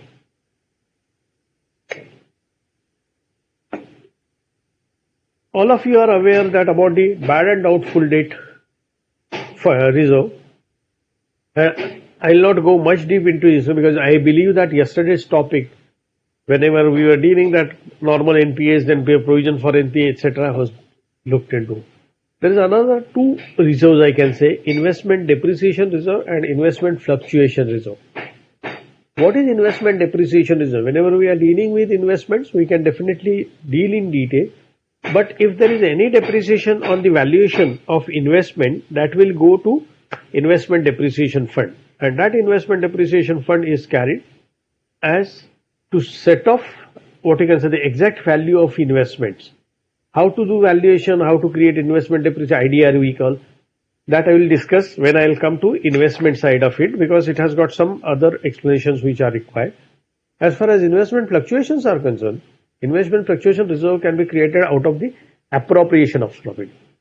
So once you have profit, you have paid taxes, post-tax profit, and then you think of appropriations that the dividend has to be paid so much, or you can say some amount to be transferred to reserve fund, contingency fund, etc., etc. Similarly, dividend payable, all these aspects will be there, and in one of them is investment fluctuation reserve. The Reserve Bank of India guideline says, somewhere I think 2008, they have said that investment fluctuation reserve has to be created because it should take care of future depreciation of investment. So if at all there is a volatile market and the investment valuation fluctuates heavily and you have to create abnormal depreciation, then one can take amount from investment fluctuation reserve. But mind well, investment depreciation or investment fluctuation reserve is an appropriation of profit. It will be what we used to call it as below the line. So once you decide the profit, then profit gets done, and out of appropriation, this amount will be transferred. This amount has to be maintained to the extent of 5%. So 5% investment fluctuation reserve, maintenance thereof is must. It can go maximum up to 10%. So beyond that, you need not create. And whenever you require, you can withdraw out of investment fluctuation reserve to the extent of that it doesn't go down below 5%. This 5% is 5% of your available for sale and HFT, that is a held for trading security portfolio. There are three types of investments, that is held till maturity, available for sale and held for trading. Out of that one, held for trading and available for sale is considered as current investment, while HTM is considered as long-term investment. So as per AS 13, whatever principles we normally apply, if you see investment master circular, the similar principles are applied over here, and therefore IDR or IFR is worked out on that basis. One of the thing is revaluation reserve, which is also a part of this particular reserves. When the assets are revalued, RBI gives permission for revaluation of asset. What is the advantage? Once you revalue the asset, whatever revaluation reserve is there, that will be available to the extent of 45% of that amount for the purpose of Tier 2 capital. Now, what is its Tier 2 capital? That is, as we say that capital, you have got issued, paid up, issued, subscribed and paid up share capital. Along with that, you will have certain reserves which are free reserves, and they are called as Tier 2 reserves. Once you consider, bad and doubtful debt is not Tier 2 reserve, mind that. So these reserves, once you consider, this is Tier 2 capital and Tier 1 capital, of which this capital has to be certain percentage to cover up the risk-weighted assets, that is the advances and other assets. There are various risks given. So those assets are calculated. Say for example, advance against fixed deposit have got zero weightage. So it will not have, it cannot be considered as risk-weighted asset. So therefore, zero risk-weighted asset. But if it is against building, if it is against say other things, there will be definitely certain risk weightage given. Accordingly, the risk weightage assets are considered. And then there is a ratio of this capital to those assets. Capital risk weighted average, the ratio, CRAR. So accordingly, it is worked out. Minimum is 9%. Beyond that one, you can have, if it is more than 12%, you get certain benefits also. So accordingly, capital adequacy ratio is considered. What it means is, it is not only on the borrowed funds or depositors' money on which you are playing the risk, but you have involved your capital also for that one, and therefore how much capital really is backing your risk weighted asset is most important. Higher the ratio, better is the bank. And therefore when you read the balance sheet, if you want to know, because nowadays what happens, everybody is conscious as to whether particular bank is sound or not. What are they? So how do you get those early warning signals? I think these disclosures will help you to get these early warning signals, stating that what are the various parameters on which we can judge how that bank is going on. If at all somebody is committing fraud and because of that one you are not able to get the idea, by that time it is overnight, bank gets finished, then it's a different issue. But normally it doesn't happen, it is a slowly thing. So you have to monitor that bank in such a fashion that what is the trend and how it is going. As far as so revaluation reserve, we have to calculate accordingly. It is typically as what we have got AS10, which talks about the revaluation asset. Similar pattern over here it is there. In case of deposits we have got term deposits, saving deposit, current deposit. Out of that one, normally what people call is CASA, that is current account, saving account. These are called as demand liabilities. While the term deposit, they are time liabilities because after certain things it is done. Therefore, normally when you go to balance sheet, demand and time liability is one of the concept we have to understand. That saving, current, these are time demand deposits. Anytime it will be due. People can come across the counter and get their money. In case of term deposit, it doesn't happen. They will go over there. With this logic only, when the deposits are matured, term deposits are matured, normally RBI suggests that minimum rate of interest should be applied and interest has to be calculated from the date of maturity till today. If it continues for 10 years, then you can transfer that amount to depositors education and awareness fund. So that is what is your DEF. In case of deposits also, you have to give how many are individual, central cooperative bank, how much it is there, we are deposited, and other societies however. So society deposit needs to be this one, because this will tell you the basic principle of cooperative. That cooperative to cooperative deposits, how many deposits are kept, that is what is judged, and therefore other societies is most important. In case of bank, loans are assets. So they are called as advances at the advance side, while liability loans are borrowings, and these borrowings are sometime, one is you can take facility from other bank, and second one is Reserve Bank of India had allowed you to get subordinated debts, say for example preference shares or long-term deposits, and this will qualify for Tier 2 capital. Otherwise, cooperative bank cannot raise money other than capital for their capital. Then how your capital, in case of company, you can raise money through various things, issue and all these things, some QIP is there, debentures can be issued. Similarly, there are restrictions as far as cooperative banks are concerned, and therefore, in case of cooperative banks, Reserve Bank had allowed, I think 10 years back, they have come out with this circular, 10-12 years, that you can raise subordinated debts, which will qualify for Tier 2 capital. That is how the capital adequacy ratio will be improvised.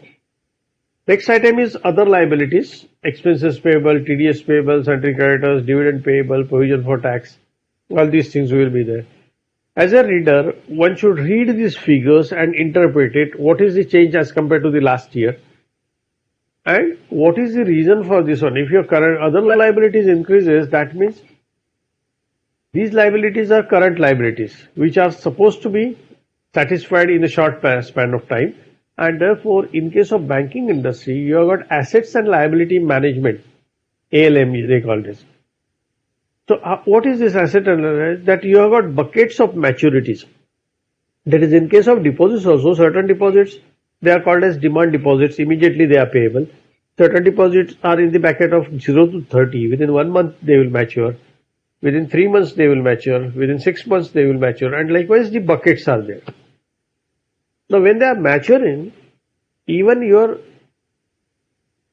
you should have inflow of, for the purpose of better liquidity, you should have inflow of that money, or so much money should be available, and therefore this assets and liabilities needs to be managed from the liquidity angle, and therefore I cannot have something that I have got short-term deposit, but I am advancing for housing loan which is a long-term deposit. In such cases, what will happen is, whatever deposits I have raised or which is collected, I have to repay them within say next 2 years or 3 years, but my amount to be received from my loan account will take 15 years for me to receive, and there will be definitely some liquidity mismatch, and therefore bank has to see what is the asset and liability. There is one disclosure which tries to give bucket wise what is the inflow and outflow, whether there is any deficit, and if that deficit is there, how it is going to be met, that needs to be explained. So as a reader, if at all you are putting your money into cooperative banks, try to get the balance sheet out of them. Go on reading those balance sheet, try to see these notes, try to interpret them, and then only you can put your money, because otherwise if it is mismanaged, as it was said yesterday, if the bank is mismanaged, then there is always a problem as far as depositors are concerned, and who is the loser? Loser is the depositor only. On asset side, you have got cash and bank balances. In case of cash on hand, of course cash on hand can be very well said, for which insurance etc. you are all aware as far as that audit is concerned. So I am not dealing into those aspects of auditing. In case of Reserve Bank of India, every bank has to maintain, for clearing purpose of course, the current account with Reserve Bank of India. So one has to very well see that particular thing. Proper reconciliation has to be there, otherwise what will happen, RBI will debit penalty into that particular aspect, and if it is not accounted properly, naturally it will be item lying in reconciliation, and if you don't see that reconciliation, there will be problem. So it is said that balance with Reserve Bank of India. Second one is balance with State Bank of India and subsidiaries, that has to be shown separately. And third one is other banks, of course. Now whether these banks are those deposits are time deposits or only current account, that is, because in case the deposits are with a maturity less than 3 months, then it will be considered as cash and cash equivalent from the cash flow angle. If the fixed deposits are more than 3 months maturity, then definitely it will be a long-term one, which will not be part of cash and cash equivalents from the angle of cash flow. As far as balances with other banks, you have to mention that how much is there with current accounts, saving account in case of cooperative banks. There's cooperative banks, to cooperative banks you can open the saving account, and in case of FDR and TDR, how are they placed? So that those details have to be there. Usually money at call and short notices. Bifurcation is with banks and other institutions, that needs to be bifurcated.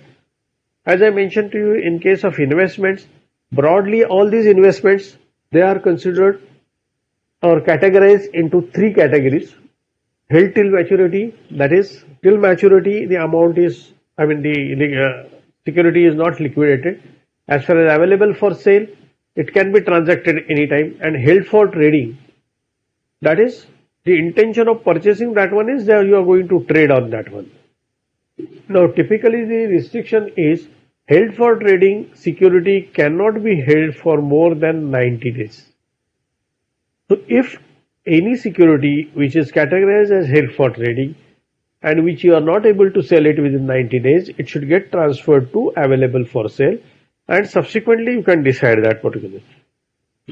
Usually at the time of purchase or in the initial period of the year, the board of director or investment committee needs to decide the categorization of this investment, and subsequently they cannot change that particular thing. Therefore, it's a major exercise to be carried out. Which are the securities which can be? This one. If out of held till maturity security is there, then it should be first transferred to held for available for sale, and then subsequently it will be sold off, provided of course the board takes or investment committee takes proper decision at the beginning of the year. RBI, as a matter of dispensation, in 2 or 3 years they have given the dispensation that you can do more than one such type of shifting of security even at the end of the year, but that was in exceptional situations where the market was not all that conducive as far as the cooperative banks are concerned, and therefore that facility was given by RBI.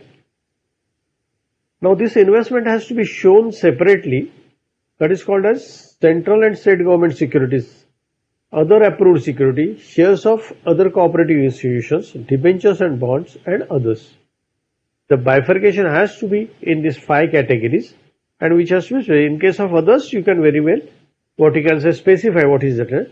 In this case, what is going to be the face value of that security and what is the market value of that security?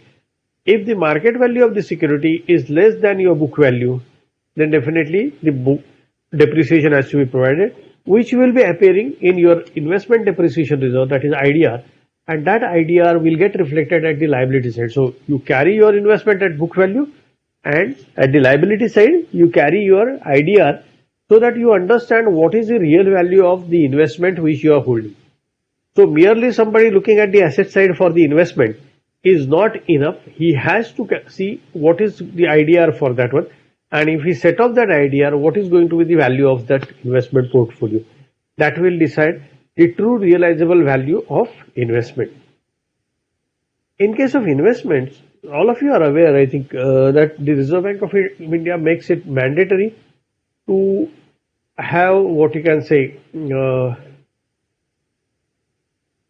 statutory liquidity ratio and cash reserve ratio. In case of certain securities, they are qualifying for SLR, they call it statutory liquidity ratio, and so much security has to be held percentage. I think presently it is 22% or so. So now so much security have to be made as well. Typically what happens, banking business is you accept deposit and lend money to the needy, or if you are not able to lend money, you have to have investment. Now that investment to loan, there is a certain ratio, because you cannot entirely lend it outside, because that's a risky proposition. So there has to be some base for you to, and therefore RBI says that the certain percentage of liability has to be invested into securities which are of long-term nature. Say from 100, 20 rupees goes or 22 rupees goes as statutory liquidity, and therefore that is part of your investment portfolio. That means you will be able to distribute only 78. Having done that one 78, subsequently also you can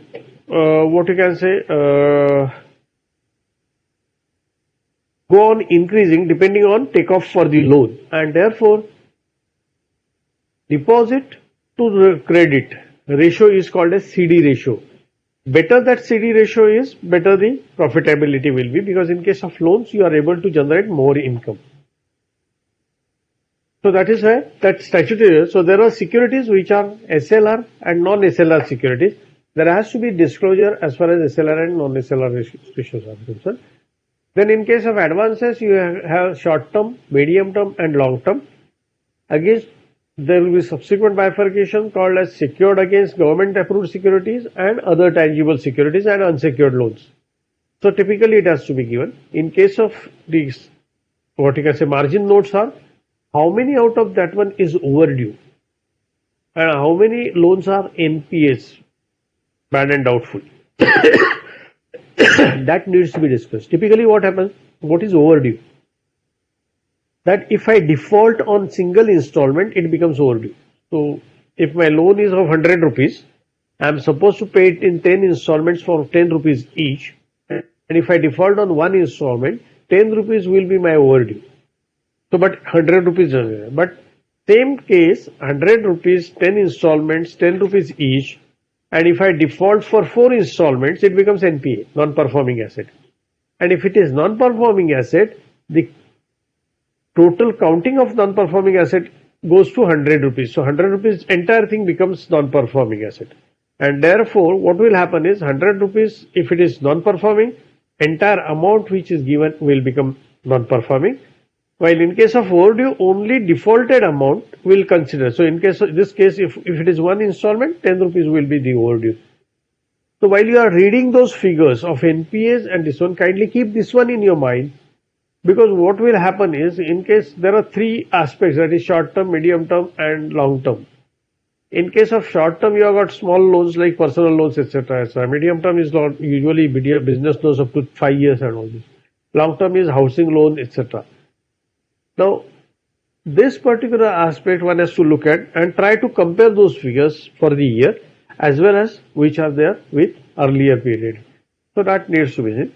Second one, next one is interest receivable on performing advances and non-performing advances, because non-performing advances, even if you don't charge the interest, it is mandatory to disclose as contra item as overdue interest, and therefore that needs to be shown separately. In case of fixed asset, all disclosures which are normally required for AS 10, property, plant and equipment, needs to be shown over there. That is gross block, cost, then your depreciation block and net block. Depreciation up to date has to be shown, and then you will have depreciation for the year. This is what is required as far as AS 10. But the balance sheet which is prescribed for in the prescribed format, it doesn't show that you have to show cost, net block, gross block, etc. And therefore, even if somebody doesn't disclose, it doesn't become a point for qualification, because otherwise, wherever something is required by law, and not followed, it needs to be, auditor needs to qualify the report. But here in this case, cooperative law or the banking regulation doesn't say that you have to disclose your assets in gross block, net block, depreciation up to last year, current year, etc. And that is the reason why we feel it will not be taken as non-compliance of disclosure. However, in the overall interest, it is better to show that one as per AS 10. Then you have got other assets and contingent liabilities. In case of profit and loss account also, you have got so many heads, that is income, then other income, expenses, which are various items of expenses, interest, out of that one is major one, operating expenses, then provision for various things, BDDR, IDR, OIR, all these things will be there. And then you determine your profitability. And then taxation, provision for tax, and then final profit.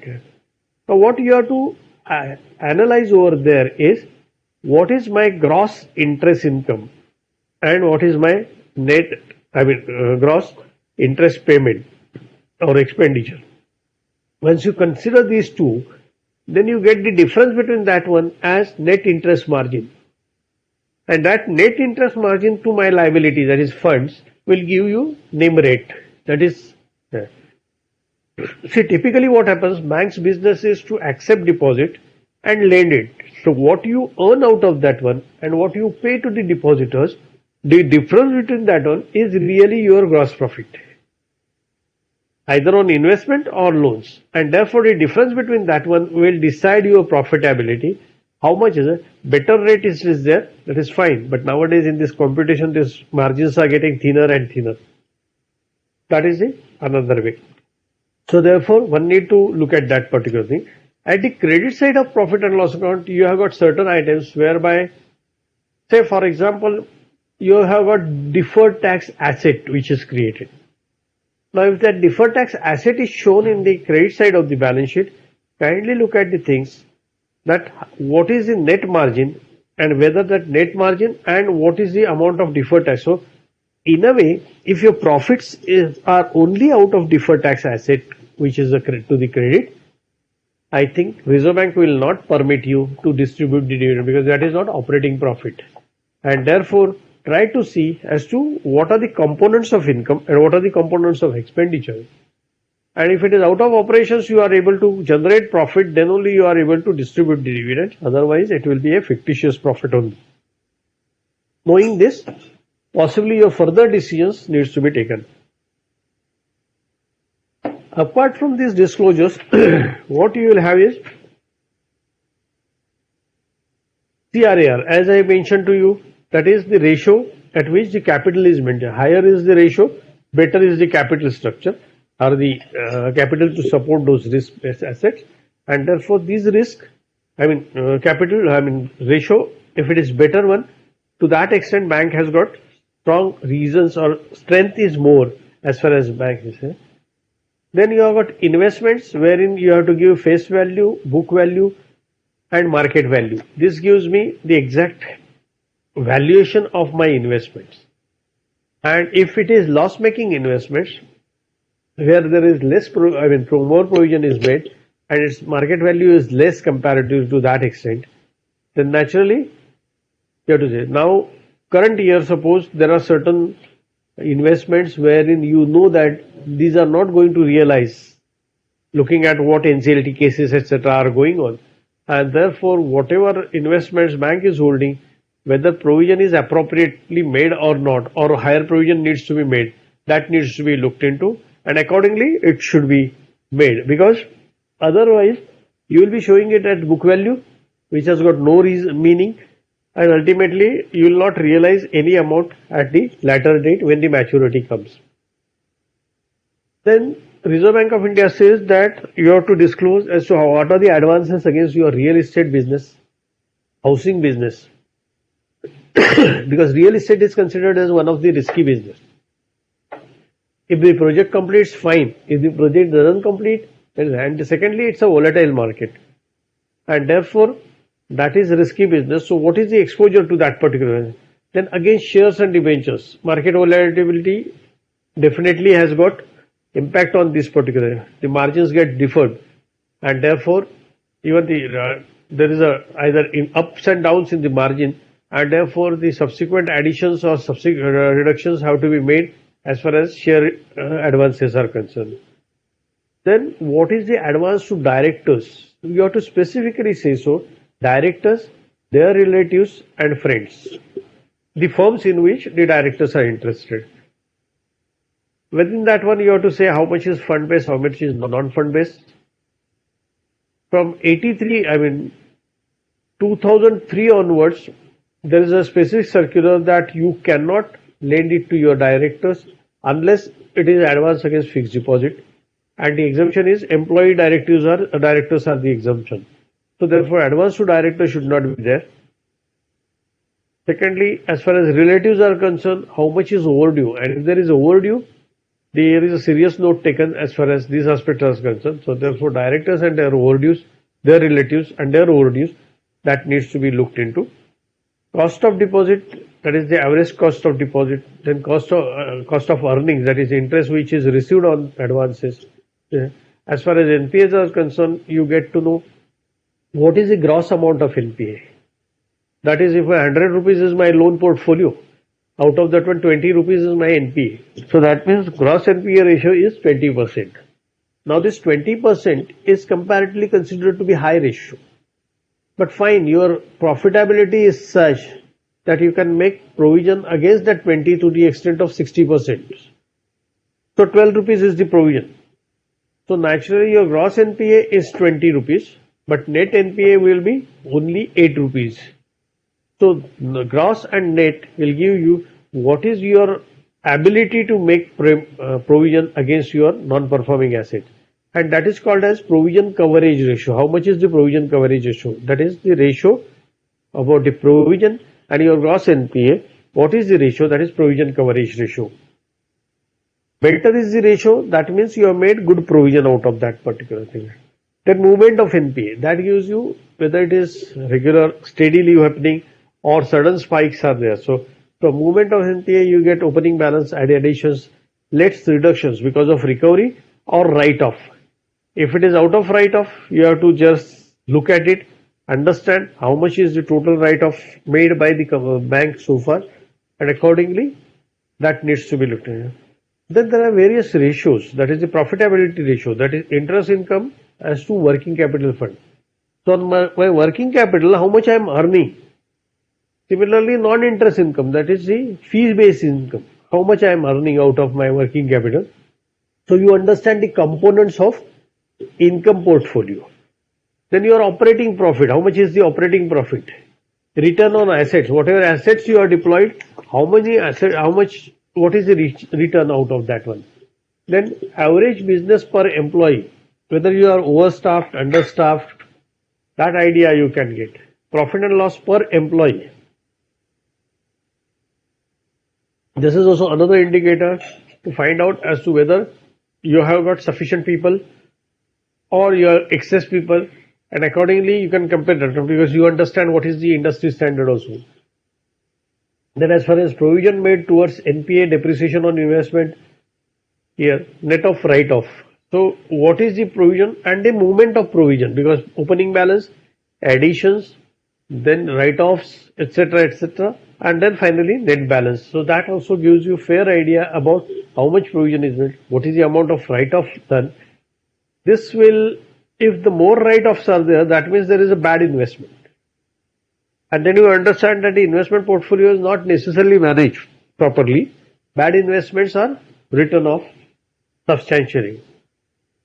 DICC premium paid, because that is one of the assurance to the depositor holders, that whether earlier that amount was 1 lakh rupees, now it is 5 lakhs rupees. So if at all bank defaults, then depositors can get up to 5 lakhs rupees as insurance money from DICGC, that is Deposit Insurance and Credit Guarantee Corporation. So that is, if the premium is paid, then at least it is live. If the premium is not paid, the policy is not live, and therefore it's a positive assurance that premium is paid up to so and so date. Then on the investments, as I told you about the SLR, non-SLR, then non-performing investment in non-SLR investments, that is also needs to be there, because SLR investments are monitored by Reserve Bank of India regularly. But non-SLR investments, whether there is anything, if some director is there, he is interested into one party, accordingly he purchases his shares or debentures, shares or not, but debentures, and accordingly that investment is there, but that business is not doing well, and therefore it's a non-performing. Then in such cases, I think we have to get the idea as to investment portfolio is, what you can say, healthy, or is there any deficiency in that one. One more restructure, this one is about the restructured asset, that is assets which are restructured, that needs to be shown how much economic loss has been calculated on that one, the disclosure asset. So you understand that out of the total advances portfolio, how many accounts have been restructured, and then to that extent whether appropriate provision has been made or not. So this is how, one more aspect is about the penalty, because last few months I think the RBI has been levying heavy penalties for all cooperative banks. This was already there. That is what is the penalty which is levied by Reserve Bank of India to this particular bank, that needs to be disclosed. Similarly, the shareholders' complaints or customer complaints in case of PSUs, that needs to be disclosed as far as how many complaints were there, how many are sorted out, and how many are pending. That is both the formats, they have got previous year's figures, and therefore you can easily compare previous year to current year, and that is how you can have better comparative positions. So try to see from that angle as to how much is the what you can say comparatively, whether it is increase or decrease in particular item, and is it something which can be explained, or is it something which is visible. So friends, these are broadly the disclosures which are there as far as the bank balance sheet is concerned. What is more important is the asset quality of bank, and that will be total portfolio, then various, what you can say, exposure to various industries which are risky, non-risky, etc. What is the percentage of NPAs, non-performing assets, what is the provision made against that particular thing, and what are the net NPAs. That will decide your asset side and its realizability. Similarly, at the liability side, depositors are certain, so that liability is frozen. It is your compulsion that you should repay that. So Reserve Bank of India will not allow to write off anything out of that particular thing. But simultaneously, what are your reserves which you have built in? Because if you have got profit, then only you will be able to make the reserves. So that needs to be seen, and the position of reserves and capital will give me fair idea, along with other ratios of course, about the health of the bank. So all these disclosures are equally important. It is not merely what is the profit shown. And whenever we are looking at it, definitely I should say that you have to go through the audit report. If it is qualified, what are the qualifications and what is its impact is most important. Most of the occasions we look at the balance sheet only, and audit report becomes a secondary one. But if there are any qualification in the audit report, I think it has got its own ramification on the bottom line of the bank's profitability. And therefore, one has to read this document as composite document, try to understand that, interpret in your own senses, and then you understand what is the health of that bank.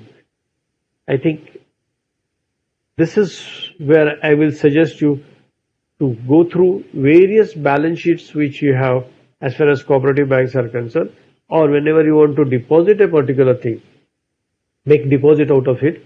You can advise, because many chartered accountants are there, possibly some of the people must be coming to you as to how is this bank, because there are social medias which play foul as far as spreading news, bad news, plantain news about certain banks. But I think the financial statements and proper interpretation of those financial parameters will make you to understand the health of that bank properly, and you can advise your bank clients accordingly. I think with these words, let me thank Pune branch, PDC and other office bearers for giving me this opportunity to share my views on the topic with you.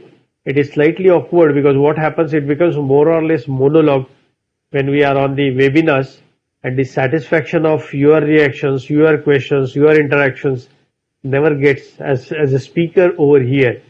But nevertheless, ultimately it's the imparting of knowledge which gives me more pleasure, and that's the most important for me. Thank you very much for sharing my views with you.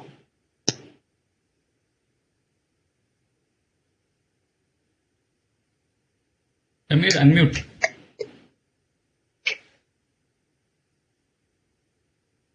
Samir, unmute yourself.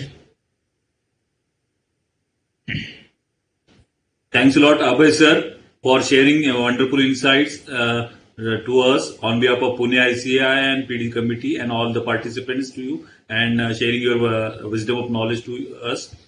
Our next speaker and WRC Yashwant Kasar sir is here, and I hand over to Kashinath for further proceeding.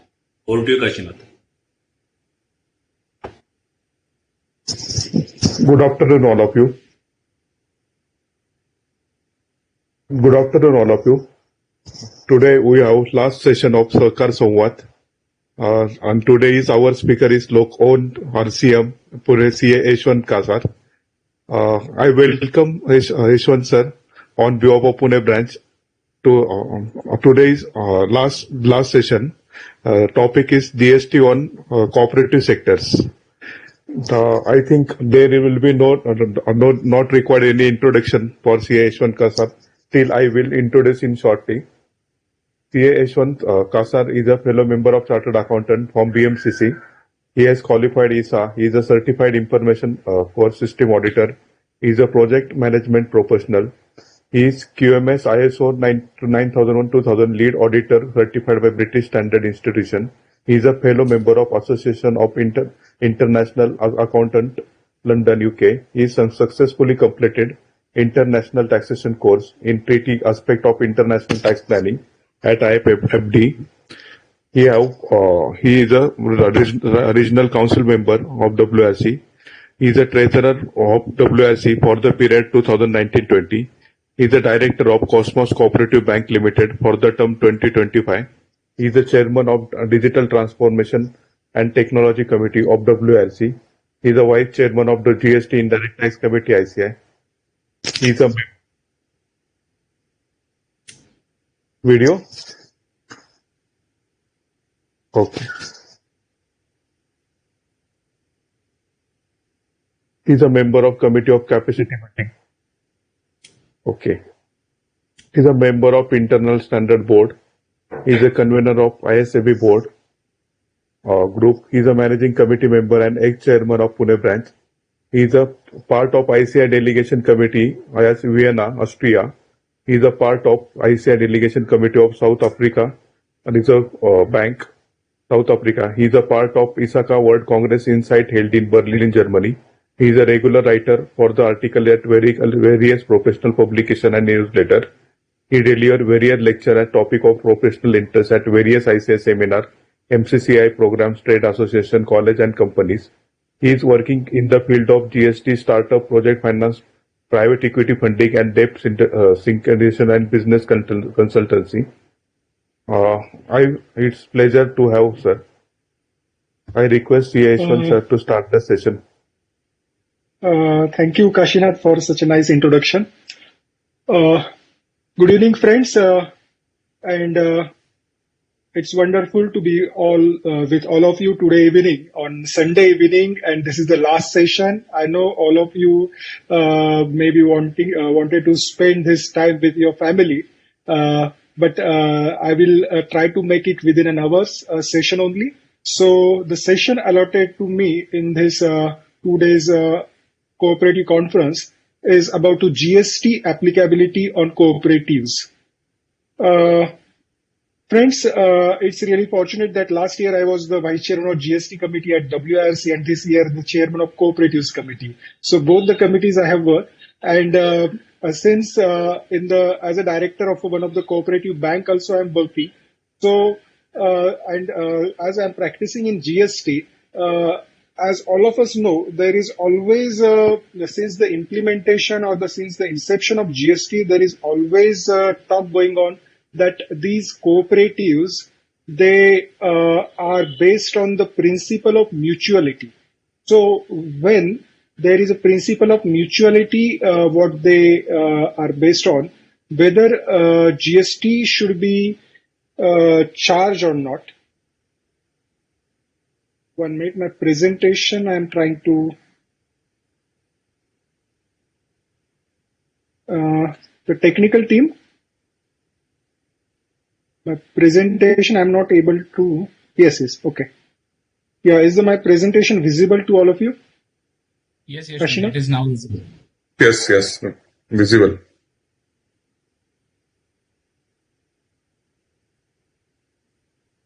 Okay. So as I was mentioning, as these cooperatives are based on the principle of mutuality, there is always a comprehension about whether GST should be charged on the services provided by cooperatives to their members, because they are nothing but providing there is a mutuality concept between the cooperative societies and their members. But friends, to discuss about the GST applicability from this angle, we must first understand what is this mutuality concept first. It's when all the contributors to the principle of mutuality is all the contributors to the common fund must be entitled to participate in the surplus, and all the participators in the surplus are contributors to the common fund. So they themselves contributing and they are using that fund or for the benefit of themselves. So a person cannot make a profit from himself or herself, and that is the reason there are concessions given when it comes to income tax for cooperatives. An amount received from oneself cannot be regarded as income so as to liable to tax. But the commonness between the persons contributing to and also the participating in the surplus of mutual organizations which does not have any profit motive for the transactions with its members. These cooperatives, which mostly when they serve their members, the main object is not the profit making, but to serve the members. Whether based on that pecuniary benefit or the pecuniary objective is not there, So that can we say that GST should not be applicable? We'll discuss this. If we try to understand the history of taxation of cooperatives in indirect tax arena, before the implementation of GST, there was service tax, and in the service tax, there were two phases. The first phase of the positive list, and the second phase we can call negative list-based service taxation. And the section when the new definition was introduced in the negative list regime of the service tax, they inserted an explanation to that definition, and they stated that an unincorporated association or body of person, as the case may be, and a member thereof shall be treated as a distinct person. So by that inserting that new definition, or I would say the explanation, they have stated that the cooperative society and its members are not one and the same, but both are two distinct persons. And then came the taxability of indirect tax on these cooperative societies. If we look at the GST regime also and look at the background, the GST, the very concept of GST is based on the concept of supply of goods or supply of services. And if we go through the definition of supply, the scope of supply given as per the section 7 of the GST Acts, it says supply includes all form of supply of goods or services or both, such as sale, transfer, barter, exchange, license, rental, lease, or disposal, made or agreed to be made for consideration by a person in the course or furtherance of business. Then there are other bullets regarding the import of service and all that. But the important point to note here, to qualify as a supply, it must be made for a consideration, it must be made by a person, and it must be in the course or furtherance of business. Friends, if we see the definition of person under GST, the definition has a bullet number F, where it states that an association of persons or body of individuals, whether incorporated or not, in India or outside India, is a person. Then, as per bullet number I, a cooperative society registered under any law relating to cooperative societies is also a person. And then a society as defined under Societies Registration Act 1860 is also a person. So, friends, the cooperative societies are very well covered in the definition of persons under GST. And then comes the definition of business.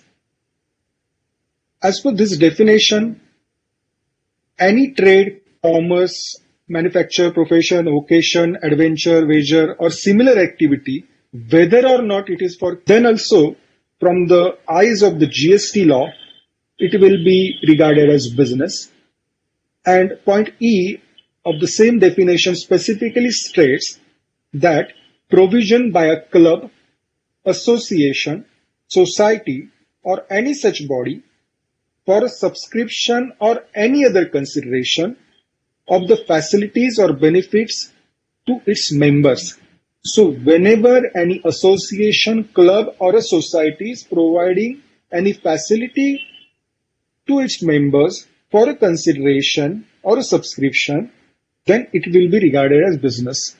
So from this business definition, it is very much clear that cooperatives can fall under the GST taxability, because cooperative societies are covered in the definition of person, and yes, the activities are very well in the ambit of the definition of the business. Now, where the services, goods or services are supplied by cooperative society for consideration, then it is within the scope of supply. But if it is not, means all the provisions of GST will similarly applicable to the cooperative society as it applicable to any other entity then. Friends,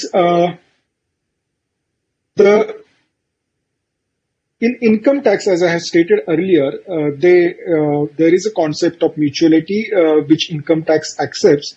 And in case of Venkatesh Premises Cooperative Society, Honorable Supreme Court upheld that the applicability of mutuality to each of the collections received by society from its members.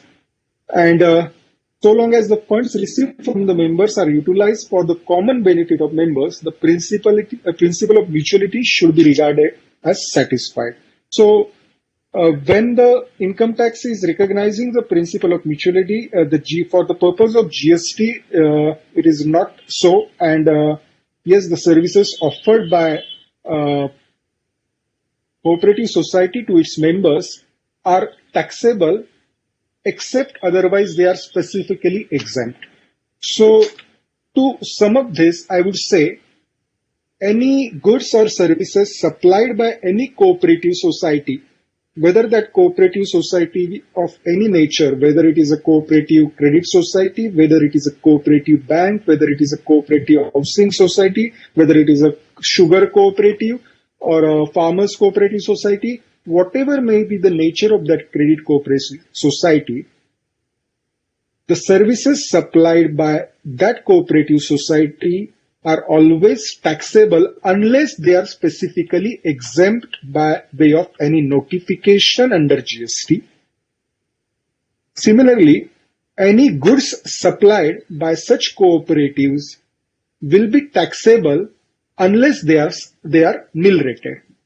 So I think it's clear now that unless there is specific exemption, the services are taxable. So with this, let us move further to check which are the exemptions given for the cooperatives societies under GST. Friends, as you know that under GST, the master notification, I would say notification number 12/2017, which has been amended so many times till now, which covers the list of services which are exempt under GST. And in that notification, the serial number 77, entry 77, states that services by an unincorporated body or a non-profit entity, whether registered under any law, for the time being imposed to its own members. So services by an unincorporated body or non-profit entity to its own members by way of reimbursement of charges or share of contribution. Reimbursement of charges or share of contribution as a trade union or for a provision of carrying out any activity which is exempt under GST, or up to an amount of 7,500 rupees per month per member for sourcing goods or services from a third person for the common use of its members in a housing society or a residential complex. So the first point is when services to its own members by way of reimbursement of charges or share of contribution as a trade union, then it is exempt. Friends, then comes the question, what do you mean by trade union? When it comes to the notification, it states that trade union has the same meaning as assigned to it as per the Trade Unions Act. And if you see the definition of trade union as per that act, it says it means any combination, whether temporary or permanent, formed primarily for the purpose of regulating the relations between workmen and employers, between workmen and workmen, between employer and employer, or for imposing restrictive conditions on the conduct of any trade or business, and includes any federation of two or more trade unions. So yes, when it is between the employers and workmen or between employers or whether the federation of trade unions, then the services provided by those trade unions will be exempt if it is in the nature or the by way of reimbursement of charges or share of contribution. Yes. Then of course the point B is easy to understand, that if it is for provision of carrying out any activities already exempt, then any service provided must be exempt. And then comes the third point, which is about cooperative housing society charges. We will see this entry in detail in our presentation later. The same notification, entry number 77A, it states that services provided by an unincorporated body or non-profit entity registered under any law for the time being in force engaged in activities relating to welfare of industrial or agricultural laborers or farmers, then promotion of trade, commerce, industry, agriculture, art, science, literature, culture, sports, education, social welfare, charitable activities, and protection of environment to its own members against consideration in the form of membership fee up to an amount of rupees 1,000 per member per year. So friends, they have specifically made it specifically clear here that whenever any unincorporated body or any society or any non-profit entity is providing services with regard to welfare of industrial or agricultural labor of farmers or promotion of trade, commerce, etc., when they are providing these services to their members, and if the annual subscription is less than 1,000 rupees, then it is exempt. Let us just quickly summarize what is the conclusion we can draw from these entries of this notification. First, if the contribution is pertaining to the activity which do not attract levy of GST, then it is straightaway exempted. Then, if the contribution is pertaining to the sourcing of goods or services and does not pertain to the common use of members, then it is straightaway taxable. The benefit of exemption of this 7,500 will not be available in such case. If the contribution pertains to the sourcing of goods or services directly by the society and no third party is involved, then it is straightaway taxable. Then, if the services are provided by builder or any other person other than the society, which is not an unincorporated body or non-profit entity, then it is straightaway taxable, but the benefit of exemption will not be available in such case. If the contribution pertaining to the sourcing of goods or services from a third person, which pertains to the common use of members, then benefit of exemption is available. And then, as I stated earlier, that if the contribution pertains to the activities relating to welfare of industrial or agricultural laborers or farmers, then it is exempt, subject to the yearly subscription is less than 1,000 per member per year. And if the contribution pertaining to the promotion of trade, commerce, industry, agriculture, etc., culture, sports, etc., then also it will be exempt, subject to the yearly contribution is less than 1,000 per member per year. With this, friends, let us see that entry related to cooperative housing society in detail, because there are many interpretations going on, and many times the interpretations are confusing many professionals also. So let us try to understand the nitty-gritty of taxation of cooperative housing society under GST. What if the member has more than one flat? As the notification is saying, if that per month per member the 7,500 rupees limit is there, but what if the member has more than one flat in the same society? Here, in that case, the exemption, even this has been confirmed by the advance rulings also, that exemption from GST shall be available to each apartment, even if there are two flats owned by the same member in the same society, he would be eligible for the exemption of 15,000, that is 7,500 per flat. So that is the case, and this exemption will be available for each apartment, even if the member holds more than one apartment in the same society, and this view has been confirmed by the advance ruling also. Then the entire consideration is taxable or only the amount in excess of 7,500. Friends, here, if the charges per month, maintenance charges per month per apartment, let's say are 9,000, then the tax should be charged or the GST should be charged on the entire amount of 9,000 and not the differential between the 9,000 and 7,500, that is 1,500. But tax should be charged on entire 900.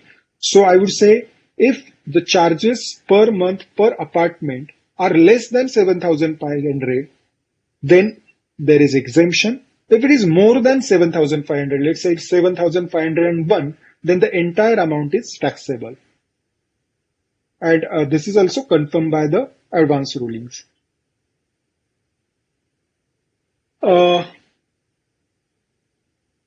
Let's understand what is the taxability. Various scenarios I have tried to cover in this slide, that whether the society would require to take the registration and what will be the tax amount on which tax should be payable. Let's say the case is such that the monthly contribution per month per apartment is less than 7,500 and the total receipts of that unit is crossing the threshold for registration, that is 20 lakhs. Then yes, as the contribution per unit is less than 7,500, the entire contribution that it is exempt, and since all the receipts are exempted receipts, the registration is not required, and so the tax payable will not be there. In the second scenario, if the per unit maintenance per month is less than 7,500, but at the same time there are some exempt receipts of the society, and if the total amount is crossing the threshold of 20 lakhs, but since entire supply is exempt supply, registration is not required and the taxability will not arise. By this meaning, only when the per unit per month subscription or per maintenance charges are crossing 7,500, then that would be taxable supply. And if that taxable supply and your exempt supply, if that society is affecting any, that crosses the threshold of 20 lakhs, then as for the registration requirement, the turnover we take is aggregate turnover, which includes taxable as well as exempt supply. And if it is crossing 20 lakhs, which includes taxable supply as well, then the registration is required and tax will be payable only on the taxable portion of it and not on the exempt portion. That is the basic rule. So, by this meaning, if the taxability you can calculate for the society, whether the registration is required or not, whether they are crossing the threshold and as per the definition of aggregate turnover, and the tax would be payable only on the taxable portion of supply. So, one thing I want to make clear here, thus this exemption is available to the residential units only. So, if you ask me that whether the commercial complexes or the societies of the commercial complexes, can they claim the benefit of this exemption entry? In my view, this exemption will not be available for them. It is available only to the cooperative housing societies and residential units. For commercial units, this exemption would not be available.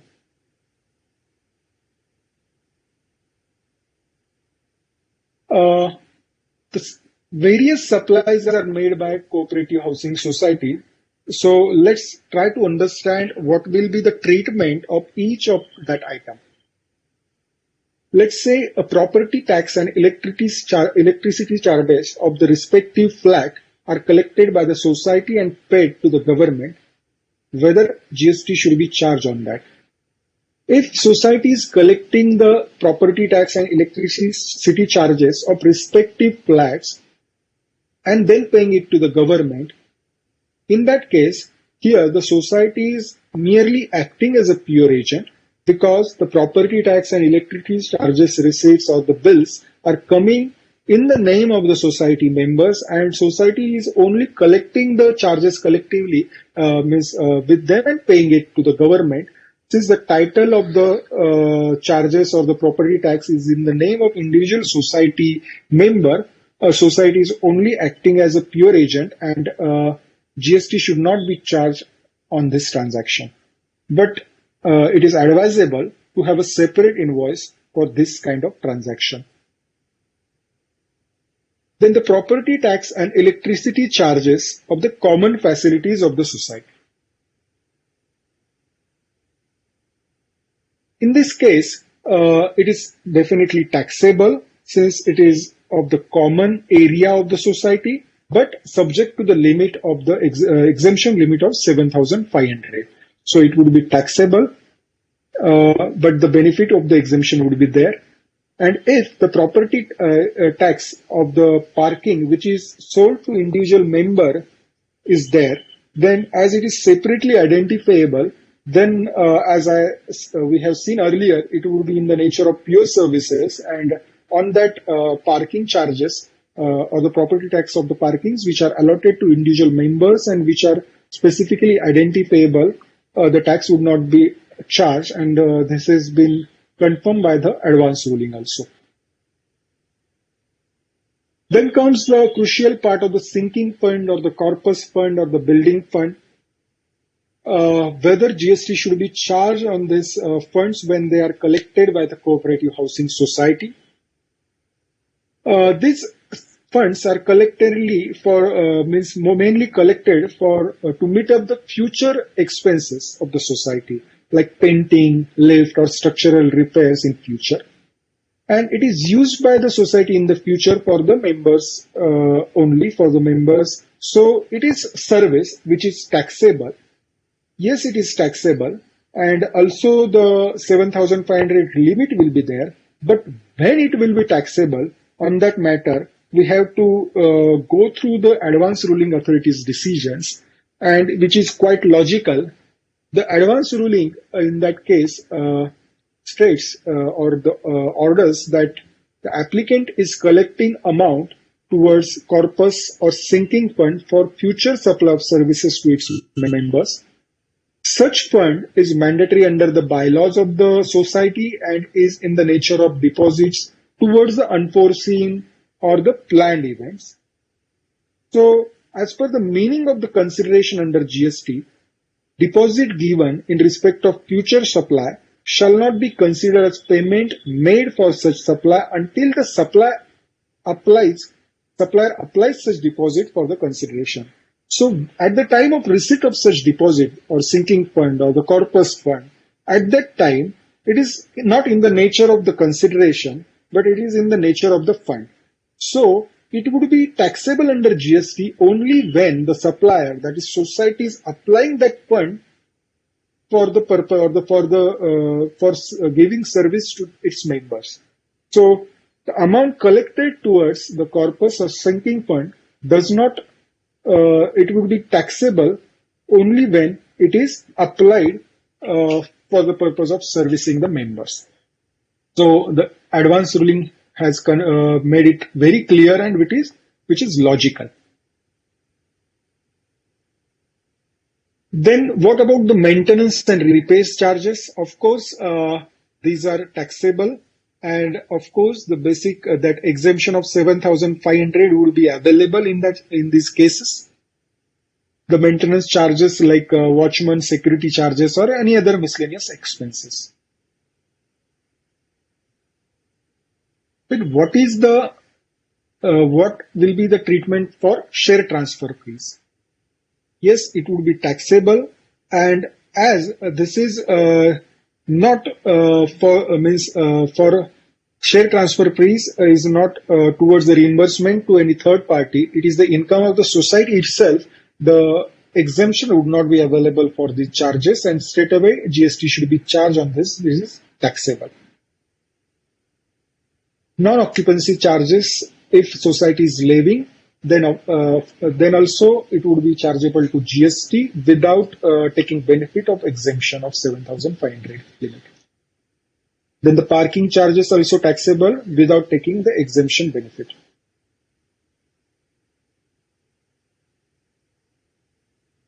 In case of water charges, if it is, I would say, if it is identifiable to particular members and if the water meters are there, then I would say society is acting as a pure agent.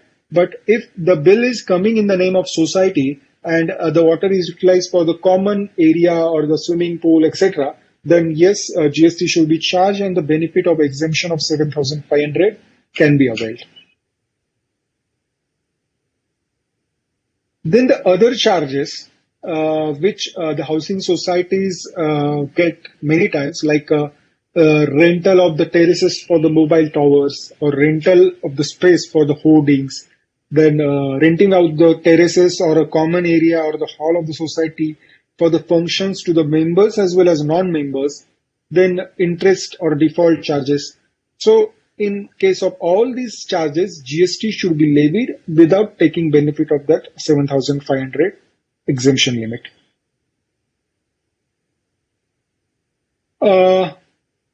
This question always arises, or many professionals always ask. The composition scheme for small service providers is there under GST, which is at the rate of 6%. And it is applicable to the service providers whose turnover in the previous financial year did not exceed the 50 lakhs threshold, then they can opt for this scheme. Whether housing societies can go for this scheme? Very interesting question. And in my view, yes, if it is beneficial for the society, let's say a case of a society in which the monthly charges are more than 7,500, let's say those are 10,000 per month, and the units are such, or the society size is such, that the yearly turnover is not crossing 50 lakhs. In that case, they are not in the position to claim the benefit of that 7,500. They are out of that notification entry. And if they are falling, they can qualify to this small service providers, this 50 lakhs or this 6% scheme. Then in my view, very well they can opt for this scheme, and there is no bar for housing societies that they cannot opt for this scheme. So they can very well opt for this scheme. But it need to be checked whether it is beneficial or not, considering the supplies made by that housing society and its taxability.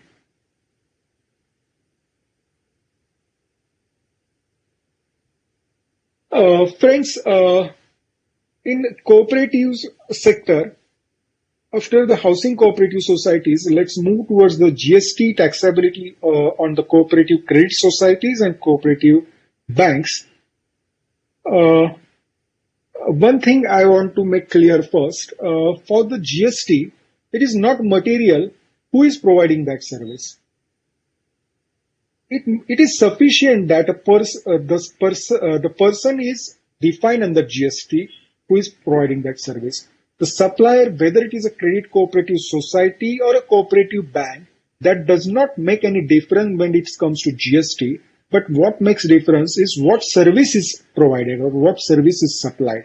The taxability is depend on the service being supplied and not who is providing that service. So with that background, the banking services are generally comprised of providing advances or the collecting deposits from the members and providing advances to its members when it comes to the cooperative credit societies. And when it comes to cooperative banks, yes, of course, they have a banking license. So apart from members, they also provide services to their customers who may or may not be their members. So the major part of their services which is related to the interest So on this background, first we need to understand whether interest is subject to GST. And yes, if we understand from the basics the definition of goods and services under GST, the definition of goods is that means any movable property other than money and securities is goods. And when it comes to the definition of services, it says that anything other than goods, money, and securities, but includes activities relating to the use of money. So yes, goods, services means anything other than goods, money, or securities, but of course, the activities relating to the use of money are very well covered in the definition of services. So interest is nothing but consideration for the use of money. So by that meaning, GST is applicable on interest, but as I have stated earlier, as there is specific exemption for this interest, it is exempt under GST. So if you see the notification entry from the notification number 12/2017, the services by way of extending deposits, loans, or advances insofar as consideration is represented by way of interest or discount, then it is exempt from GST. And of course, other than interest involved in credit card services. So the interest is exempt under GST. The only taxability for the interest is for the interest on credit card services. And they have also defined what is the definition of interest. It is interest payable in any manner in respect of any monies borrowed or debt incurred, but does not include any service fee or other charges. So if it is in the nature of interest, then it is exempt. But if it is not in the nature of interest, but it is service fee or any other charges, then it would be taxable under GST.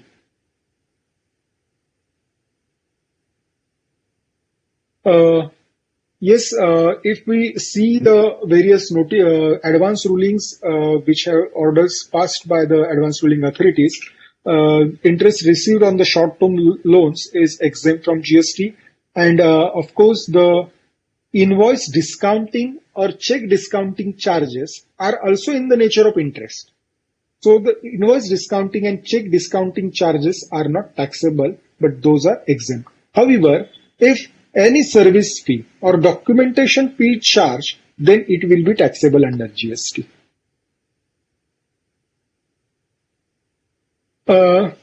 Friends, this is one point that all of us as professionals must understand, that although interest is exempt under GST, but when it comes to Rule 42 and 43, which is about reversal of ITC under GST, the interest is not exempt for the purpose of that rule. If you are doing reversal of any other entity other than bank and financial institutions. So, if interest income is there, any other entity other than bank and financial institution, they are reversing their ITC as per these rules, then the interest is not exempt for the purpose of that rule. But when it comes to banks and financial institutions, yes, the interest is exempt for the purpose of that rule. This is very important to note, and while doing the calculation of reversal under GST under these rules, one must take care of this. Then service charges or administrative charges recovered in addition to the interest on loans, advances or deposits would be subject to tax. Charges for prepayment of loan, receipt charges are also taxable. Penal interest for late payment of installment is not tolerating an act or situation. So, by that meaning, this CBIC circular had made it clear that penal interest is exempt under GST, just like normal interest. So if it is charged by the way of penal interest, then it is exempt. But if it is charged by way of any other charges, bank charges, etc., then it will be taxable.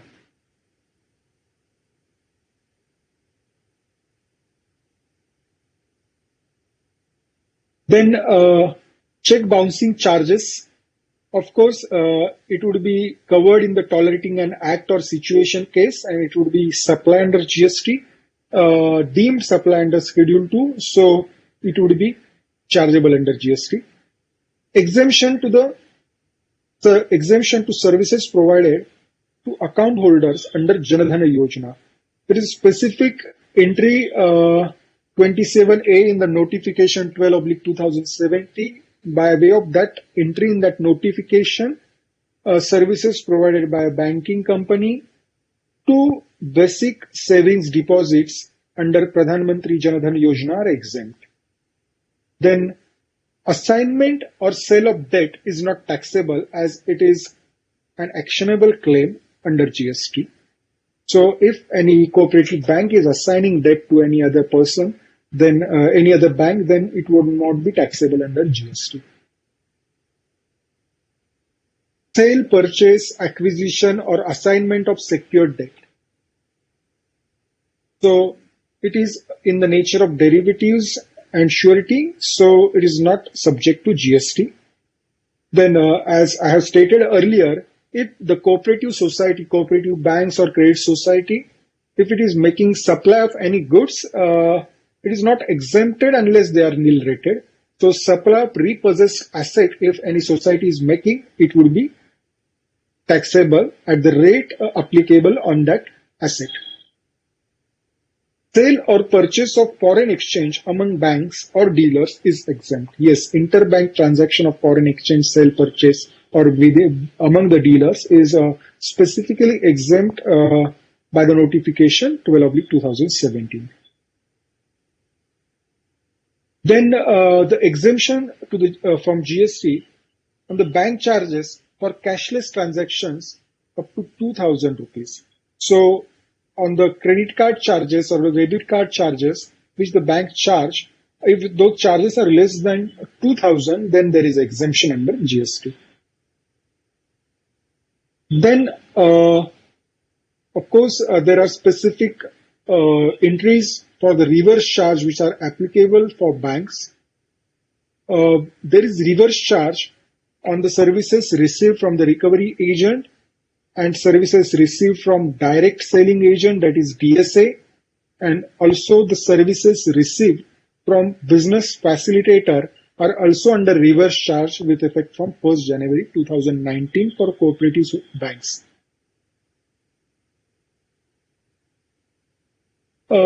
This is one important point, that a locker service provided by bank is taxable, but one must understand that the tax rate on supply of locker from 15/11/2017 it is 18%, but before that, for that period it was 28%. The reason behind that, the rate will be the same as applicable to the supply of goods, because this is a leasing or the renting service, renting of locker service. The rate which is applicable on the sale or the supply of that locker would be applied on the leasing as per the Schedule 2 entry. So as earlier the rate applicable on the lockers or the furniture was 28%, then it reduced to 18%.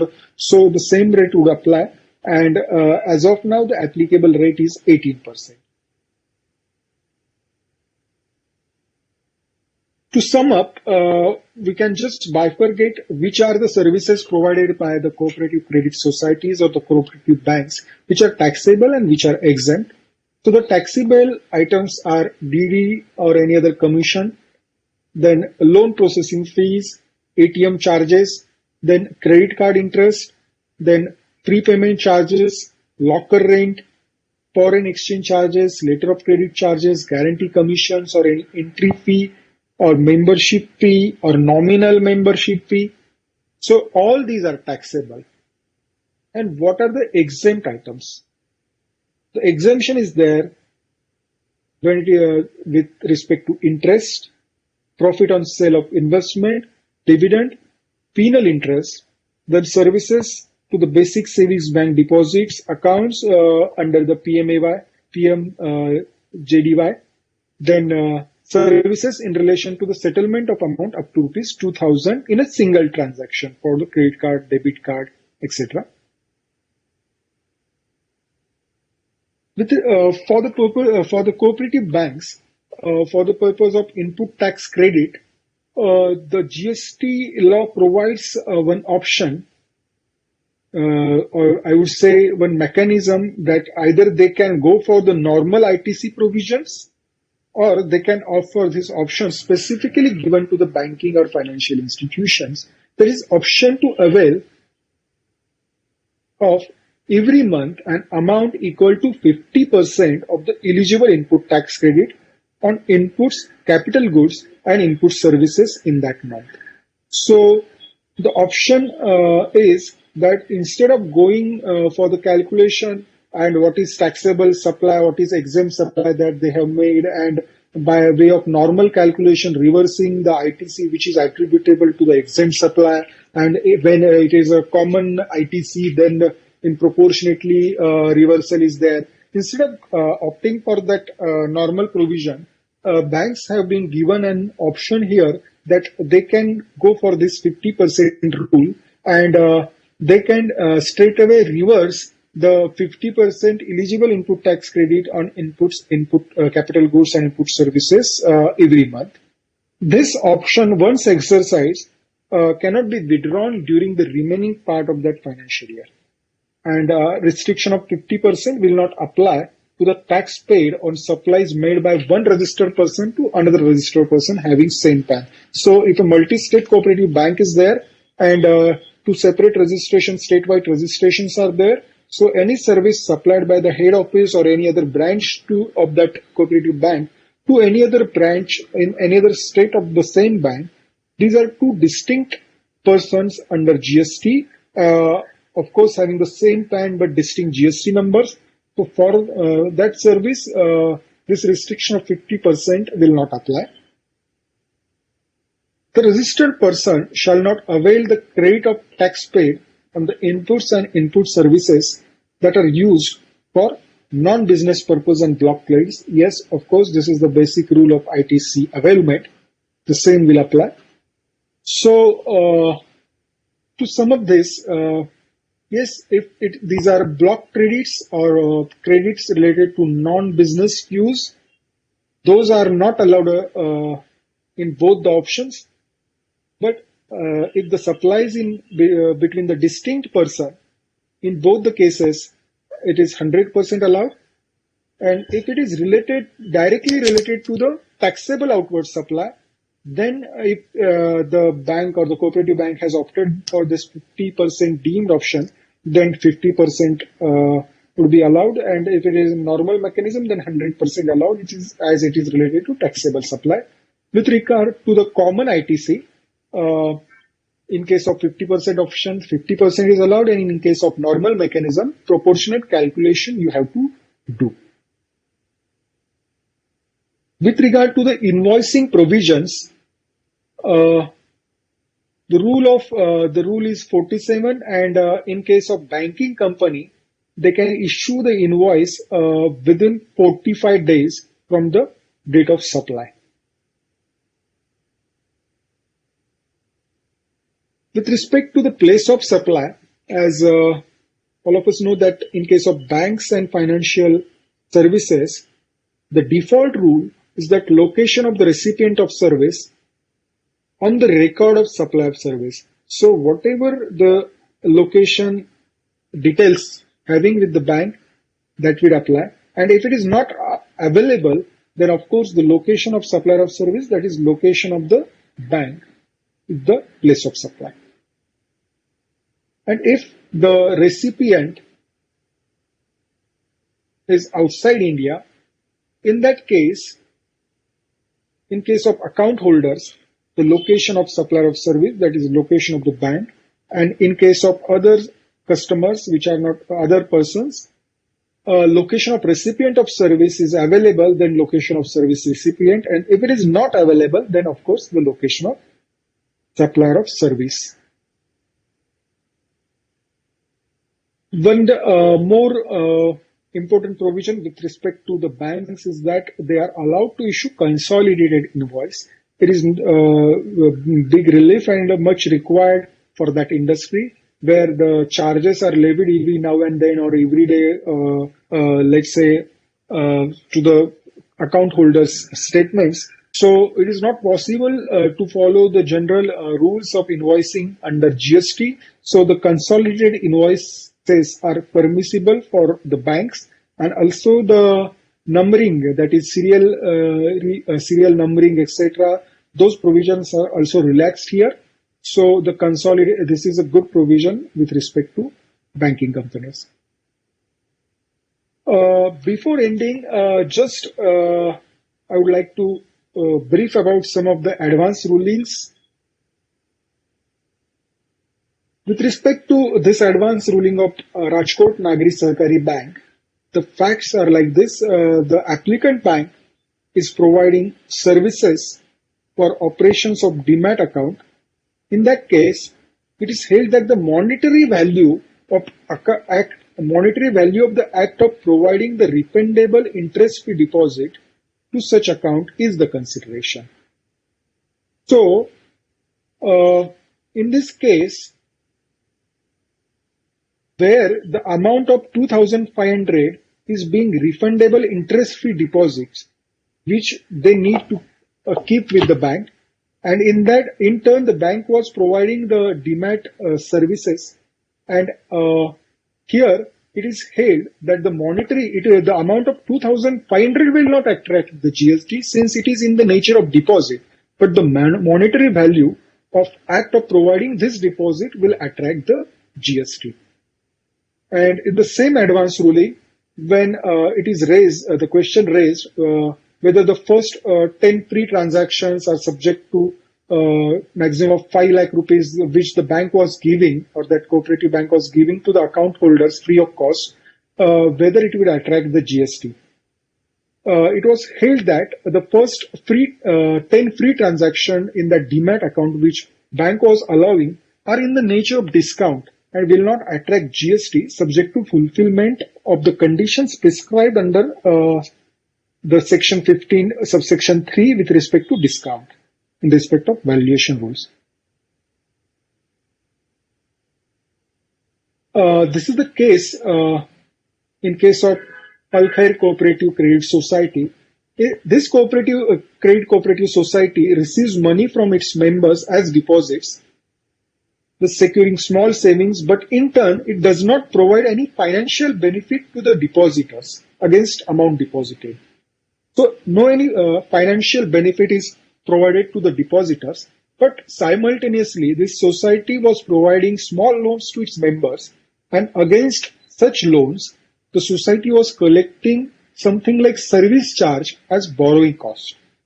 So it was held in that advance ruling that these service charges or other levy is not covered in the entry number 27, that is entry of that interest. So it is not in the nature of interest, but it is something service charge that they are collecting. So GST would be payable on that service charge.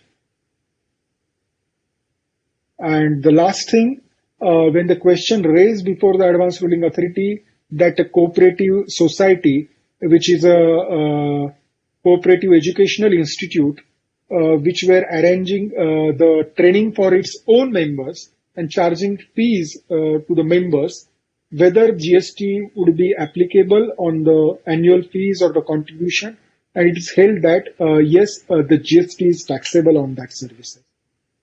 So friends, the time is up.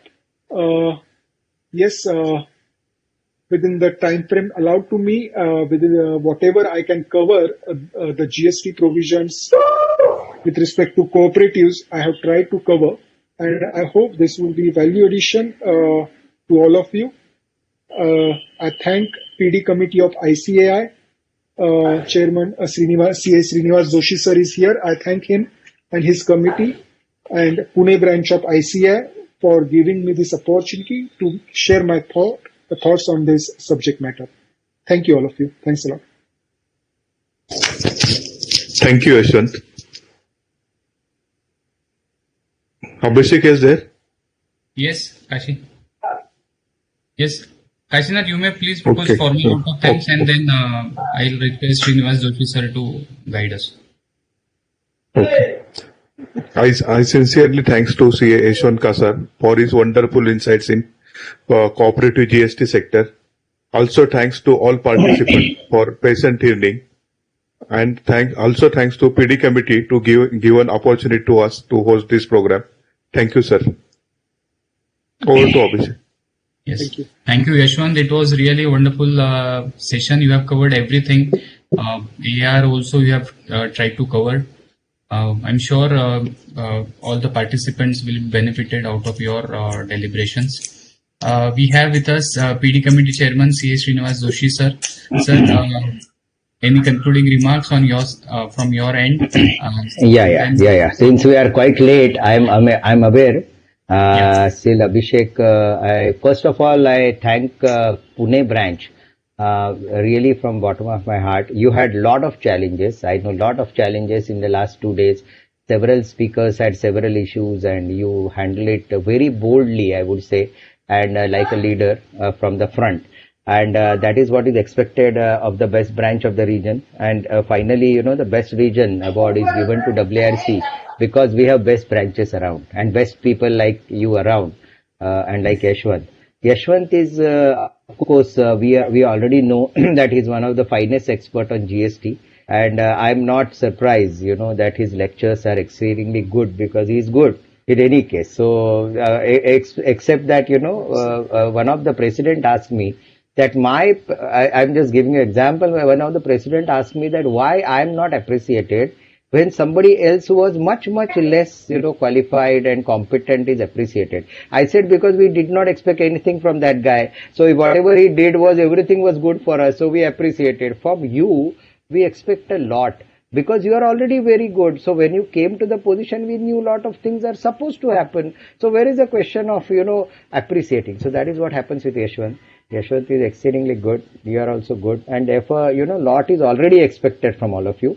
Still, I must tell the participant that Pune branch has really done wonderfully well here in all sorts of issues they got in the last 2 days. I was always backstage when large WRC conferences were held. I was at the stage management. And at the backstage, there is a mess, absolute. But on the stage, you will find everything going very smoothly and nobody knows anything. So that is how we work, and you also worked in the background exceedingly well. So with this, I would like to tell only 2 things to the participants. First of all, I thank them for coming here in large number of 3,000 plus. And secondly, 2 more things to you. One is we have yesterday the long form audit report for nationalized banks have been announced for central statutory auditor and branch auditors. There is a huge responsibility on branch auditors as well, because most of you who are listening to this would be branch auditors there. The responsibility is relating to advances and deposit both. It is also relating to, many things you have to report, like whether cases are, there are frauds, then there are specific responsibilities on cases referred to IBC and withdrawn from IBC, insolvency and bankruptcy courts. And there are so many other responsibilities relating to IT, information technology. There is a separate certificate to be given by the auditors of the bank, branch auditors. So it's going to be very challenging. We have already taken up at PDC with RBI that, even before this came, that we need increase in fees. Now we will have to ask further increase probably, because there will be additional, this was not changed for years. And there was a group made on LFIR in Mumbai under my convenership long back. And I had visited RBI many times for this, but fortunately now, they have changed many things. Whatever we have recommended, almost 90-95% has come in that, in my opinion. We have still to study that. We'll have interaction with RBI. We'll have series of webinars or whatever physical seminars on this, where Pune branch, I am sure, will support us.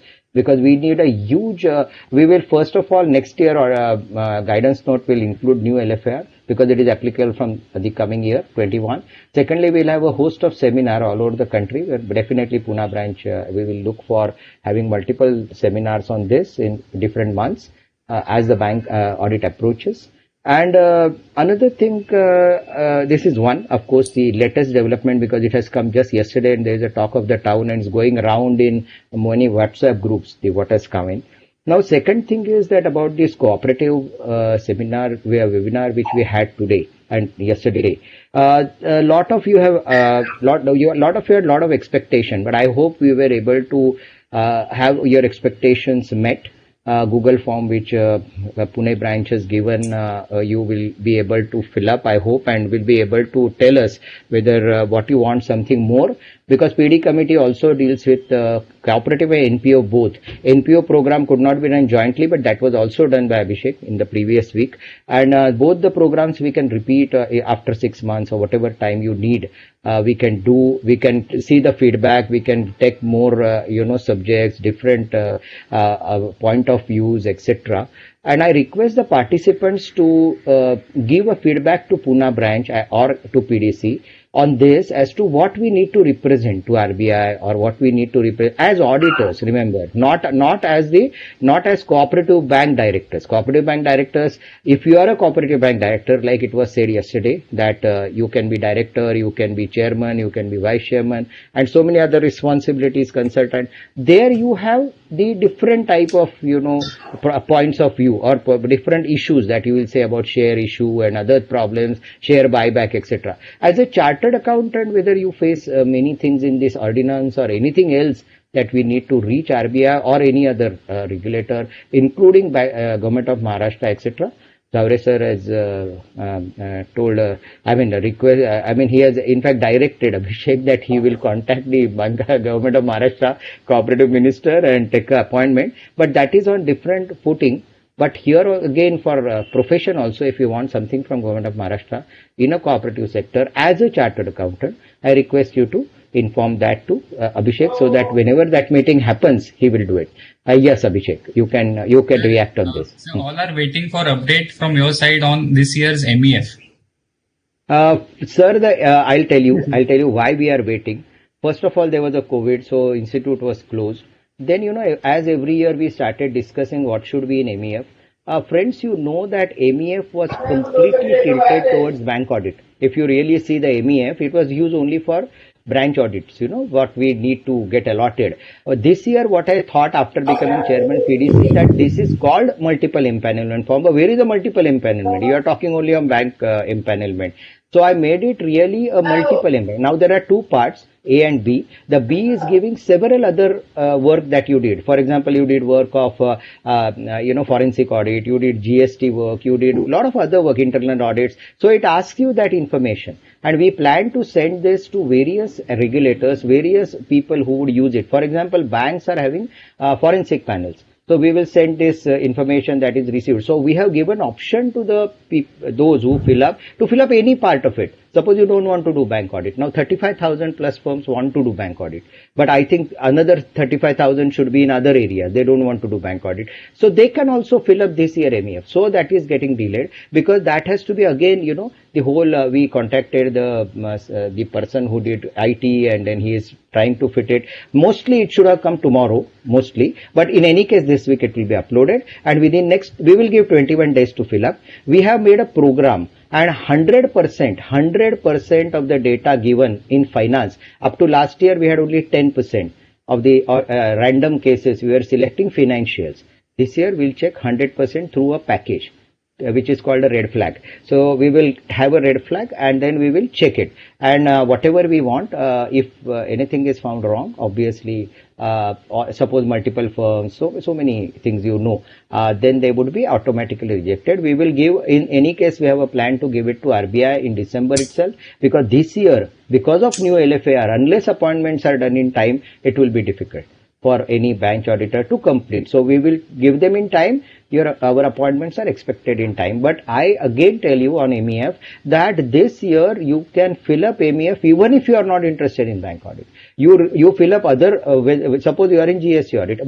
We propose to write to all GST commissioners. We propose to write to all income tax commissioners that whenever you are putting panels for your audits, please take our data, because our data is more authentic and more, and people who fill up, they are giving declaration that anything going wrong, they can be put to disciplinary. So I think nobody will give a wrong data there, because there can be a serious implication.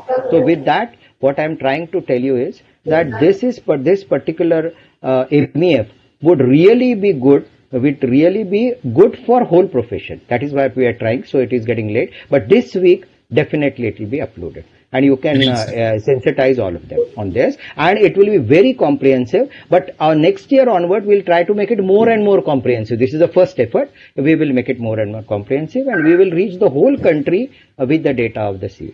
So that is what we want to do, right? And we'll be definitely succeeding with all your help and effort. Yes. Great. And I once again thank you and the participant both for an excellent seminar, and you have kept your name as the best branch of the region. I would say that. Thank you, Abhishek. Thank you, Yashwant, Kashinath ji, all of you. All of you. You are doing a wonderful job. Please continue. Thank you. Thanks a lot. Thank you. Thank you so much, sir, for your kind words and update on the multiple empanelment form.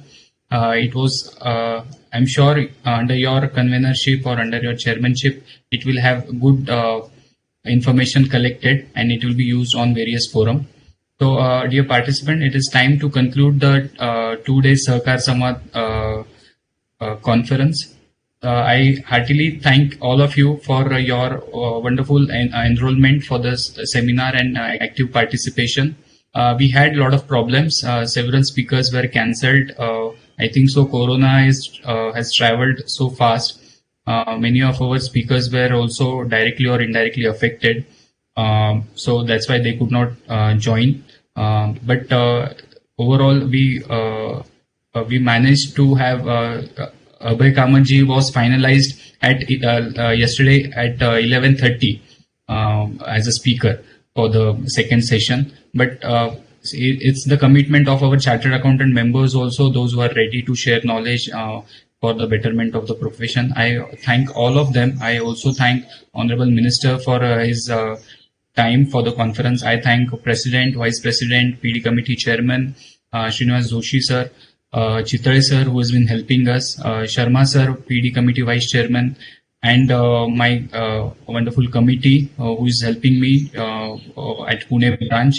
I once again place my gratitude to all the speakers for being available for betterment of the profession. Abhishek, I will add Zavre sir, because of him the minister was available to us. Yes, of course. Because of his connection Indeed. and his So and last but not the least, all the participants, those who could enroll and those who enjoyed, you may still log on to ICI YouTube and see the telecast of the conference whenever at your convenient time. Please do fill in the feedback form shared by Pune branch to you. It really helps us. It helps us to understand where we can improve upon. And I'm sure in times to come, we would be arranging such conference for you. So with this, we will conclude today's session. And thank you for the everything support given by Joshi sir and all the participants also. So we will conclude. Thank you. Thank you, everybody. Thank you, everyone. Thank you. Yes, good day.